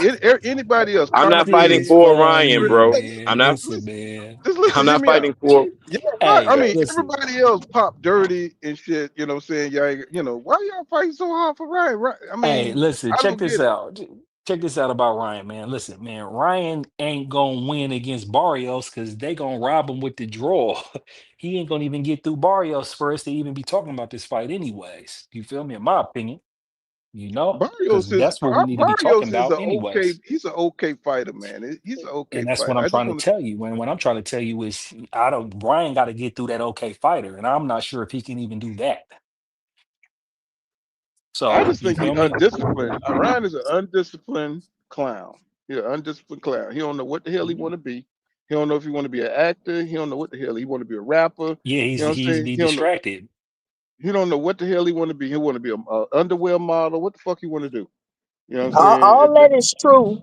All that is true. But Devin Haney is susceptible to the right hook, and Ryan got the fastest right hook in That's what they boxing. said. That's what they just said about him. They just said Brian Norman Jr. They They say don't get he. Yeah, no, but no. no, That's no, what They no, they no. He just can't said. do Then that. they He was just can't do Brian that. Norman don't no, have an no. exceptional He left hook. don't. He don't have That no just I, left I hook. didn't He don't say have just no none of left that. hook. I heard him in the damn thing. They say he's got a left hook, and they said Devin Haney is susceptible to the left hook, and the left hook never happened. Shit And never We I don't happened. said that believe them, Brian Norman OG. is slow as hell. He telegraphed his punches, and he is not Ryan Garcia. He's not Ryan Ryan Garcia has Garcia. the fastest left hook we've ever fucking seen. The camera can't even pick it up. No, Roy Jones Jr. had the fastest left hook we ever seen. Goddamn it. Nah, no, Ryan faster. No, no. Ryan Ryan faster. faster. Just because he's smaller. That's And about it. without effort. And without effort. It looked like Ryan's left hook. The power is there, and it looks like he's not trying. That's how you know it's a perfect Ryan left hook. ain't shit. Like, Ryan Ryan's ain't it's left shit. way hook is less effort. scammed. He just been Look, doing that shit for years. That's yeah, his special exactly. But you punch, see like somebody Street like Fighter. That's his Canelo, special punch. but you see somebody like I Canelo can't who believe throws with Ryan all this is effort but don't playing get the like same that. result. You know what I'm Exactly. saying? Yeah, that's what I'm Mm. trying to tell you, man. That's Ryan. That's Ryan's I can't superpower. believe y'all. I Is the can't left believe hook. y'all like really. I mean, this nigga just lost the damn fight. Jesus Christ. Hey, He just OG, lost no, the no, no, no, damn don't fight. put me with them. Losing I the fight told you, don't write you off if OG. you take a quality I told loss. you. You know what I'm saying? He ain't lose a fight and Yeah, press charges. He ain't lose a yeah. fight and press charges or nothing. He ain't take nobody to court. That's He ain't For call because nobody no battery cheater. too. For that's battery because too. that's Ooh, because uh he that's because said Rolly battery ain't do no damn in a PEDs. boxing You know what I'm saying? match. If Rolly would have did PEDs, he probably would have knocked his ass into the damn fifth row. You know what I'm Rolly would have saying? had So Devin hands in his pocket too, though. Rolly would have had Devin hands in his pocket too. man, Well, but look, we'll y'all with these see. What's up? losers, Why don't Rolly go for the y'all love these unification losers, the with Justice Haney? Hood of losers and shit. Y'all love back in the What you talking about? what He beat the man we that you got to want to send y'all win. to we got to He send beat y'all the to the nigga y'all Black defended. deprogramming. We got to send y'all to the Black deprogramming spot and shit for the How Black Rolly a Panthers. loser? He a two division champion. Man, fuck He just Ryan. beat Ryan. Y'all on the wrong side of history, man. I'm gonna get y'all some Trump hats. Oh shit. Oh Hey man, hell, boy. make my hat black. Don't This make nigga my done hat this red. nigga Make my bust hat that black. food If you're state. gonna I'm, get a I'm gonna Trump get you hat, the make my hat wig. I'm black. gonna get you the actual wig. Nah, You gotta nah, wear the nigga, blonde nah, piece. nigga. You gotta wear the piece with the sideburns, pork chops. Nigga, all right, nigga. You gotta wear the orange I makeup was just though. about You to say gotta wear the something orange fucked up, bro. makeup. If I wear So the y'all wig, you gotta supported wear the orange Biden? makeup. Yeah, so y'all Hell supported Biden? no.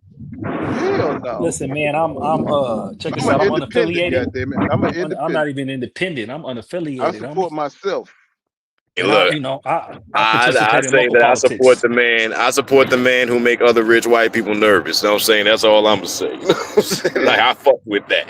that I'll keep the nigga is the monkey rich wrench white there. person. He is the rich white Yeah, yeah, person. but he's making other, but he's making other. When have you heard racism be a pro? When have you heard a bunch of white people say, "Hey, black people, stay away from this guy. He's racist." I Let thought me you tell you had to be something. racist to be Let me tell president. you something. Trump is an entertainer, just like Like, all of them.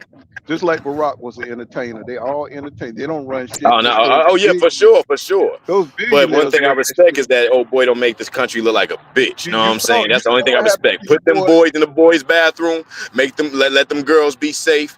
Get them bitch ass boys out the men's sport. I mean, out the women's sports. Like I support ideologies like that. That's all I'm Well, saying. You know, and I can't look, support everything. when the president step out of line with what them dudes want, John F. Kennedy, you see what happened to your boy Charlie. You see what I'm saying? Uh, You see what happened to Reagan. You know what I'm I saying? mean, it's all Anytime they step theater. out of It's all pocket, theater. You know, yeah. but I got you for sure. You know, I'm all behind the scenes, man. My third eye is wide open. I see with my third before the first two. You know what I'm saying? Mm-hmm. Said Ryan got cracked by a roller, literally scared. I don't know what's up with the Ryan thing. He keep pop. They people love him because he keep popping up in boxing conversation. You know what I'm saying? I can't. I don't get it. But he did bet on Devin to beat Brian Norman Jr. He did bet on Devin. Brian Norman was not about to beat Devin Haney. That was Devin Haney's fight to lose. Period. There was nothing Brian Norman was going to do to win that fight. But you look at the support that he had, man. Look at the And that's why I support. don't know. People would just like I don't know what they was looking at. They just was making up all kind of stuff. Brian Norman a good boxer. He got good Well, footwork. Like all of that was false. He had well, none of that. they had me looking at this shit. I was like, what the hell do they see? I mean, Exactly. I was like And looking at this nigga. I said, this nigga got something supernatural going on. You know what I'm saying? 'Cause I'm like, wow. and look, the type real ass hater I am. As much as I'm saying, I had to double down on that. But I'm saying, as the type real ass hater I am, you ain't never heard me make up no abilities for Brian Norman. I just said I wanted Devin Haney's jaw broke. You know what I'm saying? Like I just want to see this fake ass nigga out the Hate, sport. hate, hate, I hate, don't hate, give a hate, hate, fuck hate, who hate, fist does it. You hate, just hate, hate hate, hate, light hate, hate, skinned hate, hate, niggas. hate. Yeah, You don't yeah. I like mean, you you don't like call it that, but it's genuine hate. It's from a pure place. I promise you, it's never gonna go away. Yeah, nah, but for me, like I said, I It's had like Norman. everlasting love. I It's had never gonna Norman. go away. I thought Norman was going to land a punch on him. You feel me? I thought he was going to win in exchange. I was well, obviously mistaken. I was waiting for all this extraordinary skill. I was waiting for him to make the adjustment. And I want to see I was kind of interested to see what kind of, other skills he had, and the shit just never came. I was like, what the hell going on?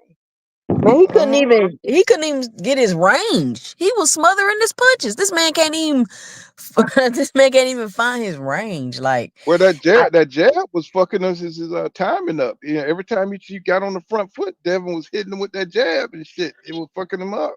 because he You know what don't I'm get his saying? head off the line. I have to be honest, and I have to admit, I didn't do enough watching the tape enough to, talk and Hmm. see Brian Norman's flaws. Because if I watched the tape and looked at his feet, I would see he was really flat-footed like that. And then if I watched the tape and really looked at, how he just was, fighting other individuals, I would see that he didn't move his head. And there was a problem. Like he literally doesn't move his head. That's crazy. I don't even understand how you can even become champion and not move your head like that. So Because I all was sadly champions ain't mistaken. cut from the same Hey, cloth, bro. these the same people that was telling me he's the best fighter at 147. How? I thought he was. I thought he Well, I was the think as way he far was as the embalming cachet, people. I think it got promoted so well that this was like the premier fight, and it was on such a great card, and it got just pushed up there. So you don't hear about Marius Boreas, you don't hear about Tiger But that's Johnson, that's you don't that's hear Bill about and Norman Sr. They sold the shit out of this fight. You got right. to give a They shout out sure to them. did, They sold the but you don't shit hear out of this fight. what other 147 pounders that you hear about that you really want to see, and that you being here promoted and stuff. You just don't hear it. So they seem like they're the standouts, right now. I'm so glad that Ron Businis got out of 147. He would have never got credit for What to the car? beating these two guys. He would have Oh never got nah, credit. hell nah. It would have been a step down in the caliber of talent for him. Yeah. Sorry, man. Speaking of Boots, how y'all No, I need think to start Boots us gonna off. do at 147? You know what I'm saying? How y'all think he's gonna fare? How do you think he's gonna fare at 150 54? I said 147. How he's gonna fare at 154? Who you guys? All y'all. I mean, how you think Boots gonna do at 154? Boost is the best at 154. All right, y'all. Peace, man. I gotta leave. All right, Blaze. All right, y'all have a good one. All right, peace, Blaze. He gonna get ducked, and everybody gonna keep whining about he don't fight nobody. I think that 154 has enough talent that will step up to fight him and really show his true ability. I think it's the perfect division where he'll actually be tested, but I think he is the greatest talent at 154. I do think that there's some people that's big enough to put up with what he may dish out. So I would like to see some of those, those tough decisions, or, not so much a war back and forth, but I just want to see how he holds up with somebody that he won't knock the fuck out so quickly, especially that's somebody that's a little bigger and may have a little bit more reach than him, because you really get to see those gifts. You're really gonna get to see those gifts when you see people that have those on paper advantages, and there's too many names up there. I think Madronov gonna give him a good fight. Oh man, he gonna put Madrimov to sleep. Fuck out of here. Yeah, I don't even know why we still talk about this bozo. I think he gonna beat him, but I think because Backroom is so slow. Backroom is slow. He tough, but he's slow. I dropped the link, Tucson. Backroom is slow as shit, man. You know what I'm saying? I think Boots gonna have a field day with Backroom. I think Madronov can move. You know what I'm saying? I think Boots will break him down eventually, but that awkwardness, you know what I'm saying? Just like when he fought Karen, you know what I'm saying? Madronov got a little bit of that. You know what I'm saying? That herky jerky shit. You know what I'm saying? Just like he gave Crawford issues and stuff, you know what I'm saying? I think he's gonna give Boots some issues, you know what I'm saying? All right. So let me touch on this real quick, as respectfully as possible. When it comes down to, like, Crawford don't have the sense of range perception, it's a lot of skills that Crawford does not have that Boots has. And this is the reason why he would not readily fight him. The only reason why we talking about Madrimov is because Crawford cherry picked him as a safe ass fight, and he did better than what we expected for being a guy with 10 fights. In reality, we're not even supposed to be looking at a guy from Russia with only 10 motherfucking fights. But somehow he's in the mix because somebody that we overestimate in talent chose him and made him relevant. Boots is going to eliminate him. You know what I'm saying? Because we're not even supposed to be talking about him. He's not at that caliber of talent. And you should have been able to see it in the Crawford fight. That Crawford versus Madrimov was the weakest fight on that card. The weakest fight on that card.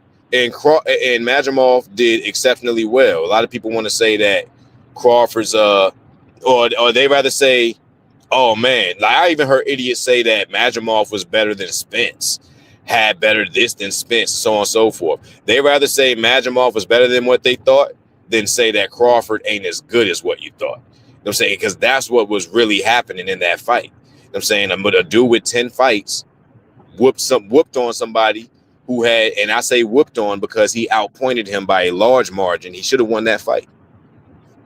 But he gave Crawford tremendous problems. You know what I'm saying? And Crawford went on to skip the division. Like, Turkey didn't want to fight Canelo.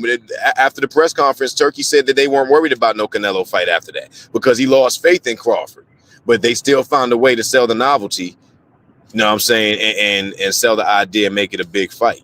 But all in all, we ain't supposed to be talking about Madrimov. This is disrespectful to the sport that we talking about a dude who should still be developed as a talent, but because somebody over experienced chose him, now we're holding him to the standard of great talents that will wash his ass. We gonna forget about this dude. It's my humble opinion. Yeah, Junior Boxing, click the link since we so weak up here. With Junior Boss, I never hear him talk like that. You know what I'm saying? He said weak ass man. Don't have a clue about Boots or any other fight. You know what I'm saying? But I don't know why so many people hate Boots. You know what I'm saying? Crawford. You know what I'm saying? He's at the end of his career. You know what I'm saying? It's like, people are still obsessed. You know what I'm saying, about Crawford. You know what I'm saying? I'm pissed at him for the Spence fight, but he's passe. You know what I'm saying? Boots is the new guy, right? He's the new guy with the talent. He's the new guy with the future, and that's who I'm interested, because he's going to be fighting all the guys and going through the 154 division. As far as Crawford, you know what I'm saying, he's on a whole nother level. You know what I'm saying? He's trying to fight big event fights, and he's not really trying to fight any meaningful fights unless he fight David Benavidez or something like that, something spectacular like that. I'm really not interested in Crawford like that no more, because he's looking for $100 million and all this shit. So he's gonna price himself out. Because You he's know, scared, right? yeah. Yep. Go ahead. And I just had to add that. I felt like you was gonna leave that out, so I just had to add that up in there. But go ahead. well, I mean, for whatever reason, you know what I'm saying, for whatever reason, but once he fought the Canelo fight, he thinks that put him on a whole nother level, so he don't have to fight no other fighters at 168. He's not going to fight any of those guys at 168. You know what I'm saying? So I don't know what's left for him. He's going to have to cut weight to come down to 160. Fight maybe Jenneback or something like that. But that's as far as it gets interesting with Crawford, unless he does a rematch with Canelo, right?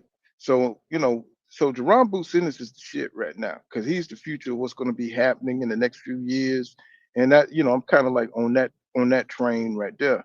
I just hope he hurry up and start fighting some of these names, because Virgil Ortiz had already fought two of the guys at 154, you know what I'm saying? And he didn't look so hot, you know what I'm saying, when he fought Bokachuk, you know what I'm saying? So, it's a very competitive division. So that's going to be the hot topic, I think, moving into 2026. And I think that's where all the best fights are going to come from, is that 154 division. So yeah, I agree with that. That's for sure. So click the channel for it. So seeing some spot with Dev, man. Yeah, I mean Dev did. I mean, he did his thing, man. There's a lot of people just got conflicting feelings about Devin Haney and the Haneys themselves. I don't know why they inspire such passion in people, but I think Devin, he pulled it out. He showed that he had heart. You know what I'm saying? Even though people are now breaking down Brian Norman Jr. Before the fight, he was a boxing genius. He was a boxing god before the fight, but now after he got Falumaloon, you know what I'm saying, now he wasn't shit. Now he's a bum. But I never called him a bum, but I just didn't think he had the experience. You know what I'm saying? From the fights that I saw, I didn't think his style was going to be able to, he was going to be able to deal with Dev movement and stuff like that. And it just happened to come out like that. So, but now everybody's shitting on Brian Norman Jr. And that's just what we do in boxing. That's just what we do. That's what this generation does. I'm saying, shit, back in the day, shit wasn't like this, but Well, you hell, got we a weren't whole even other talking back in the demographic. day. We weren't even talking like that back in the day. We ain't have all this social media shit. You know what I'm saying? He said, Bud is about to rematch Canelo from another 12 rounds. I wouldn't mind seeing that. I want to see if Canelo can make any adjustments, man. He says Devin called him a bum, respectfully. You know I'm not excited. I'm not excited to see that rematch, but I think that is probably the most exciting thing that Crawford could do right now, because he's never rematched anybody. He's never had any rivalries. He's never made any great contribution to boxing.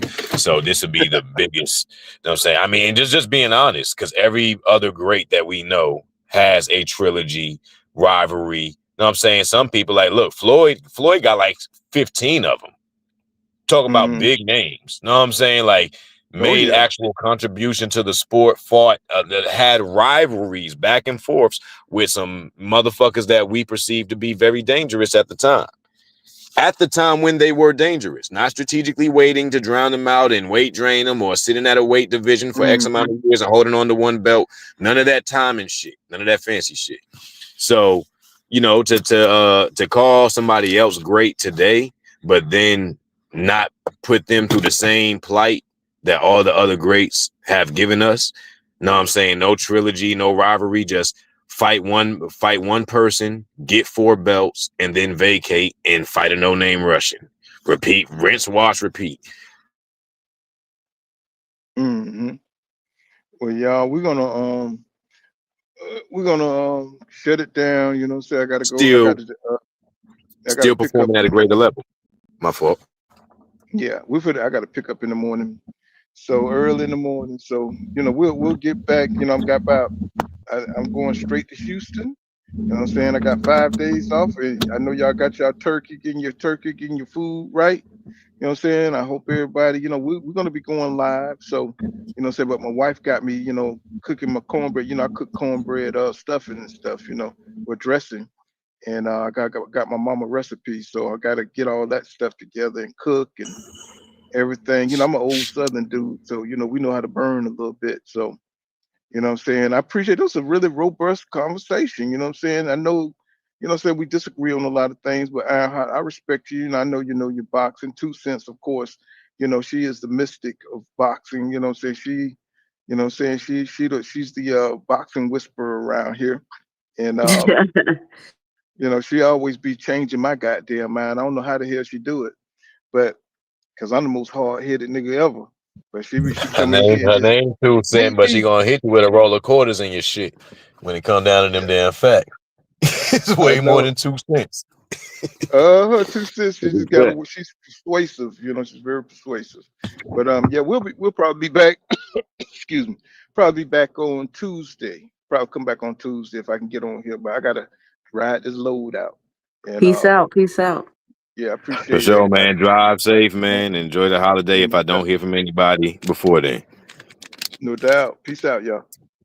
All right.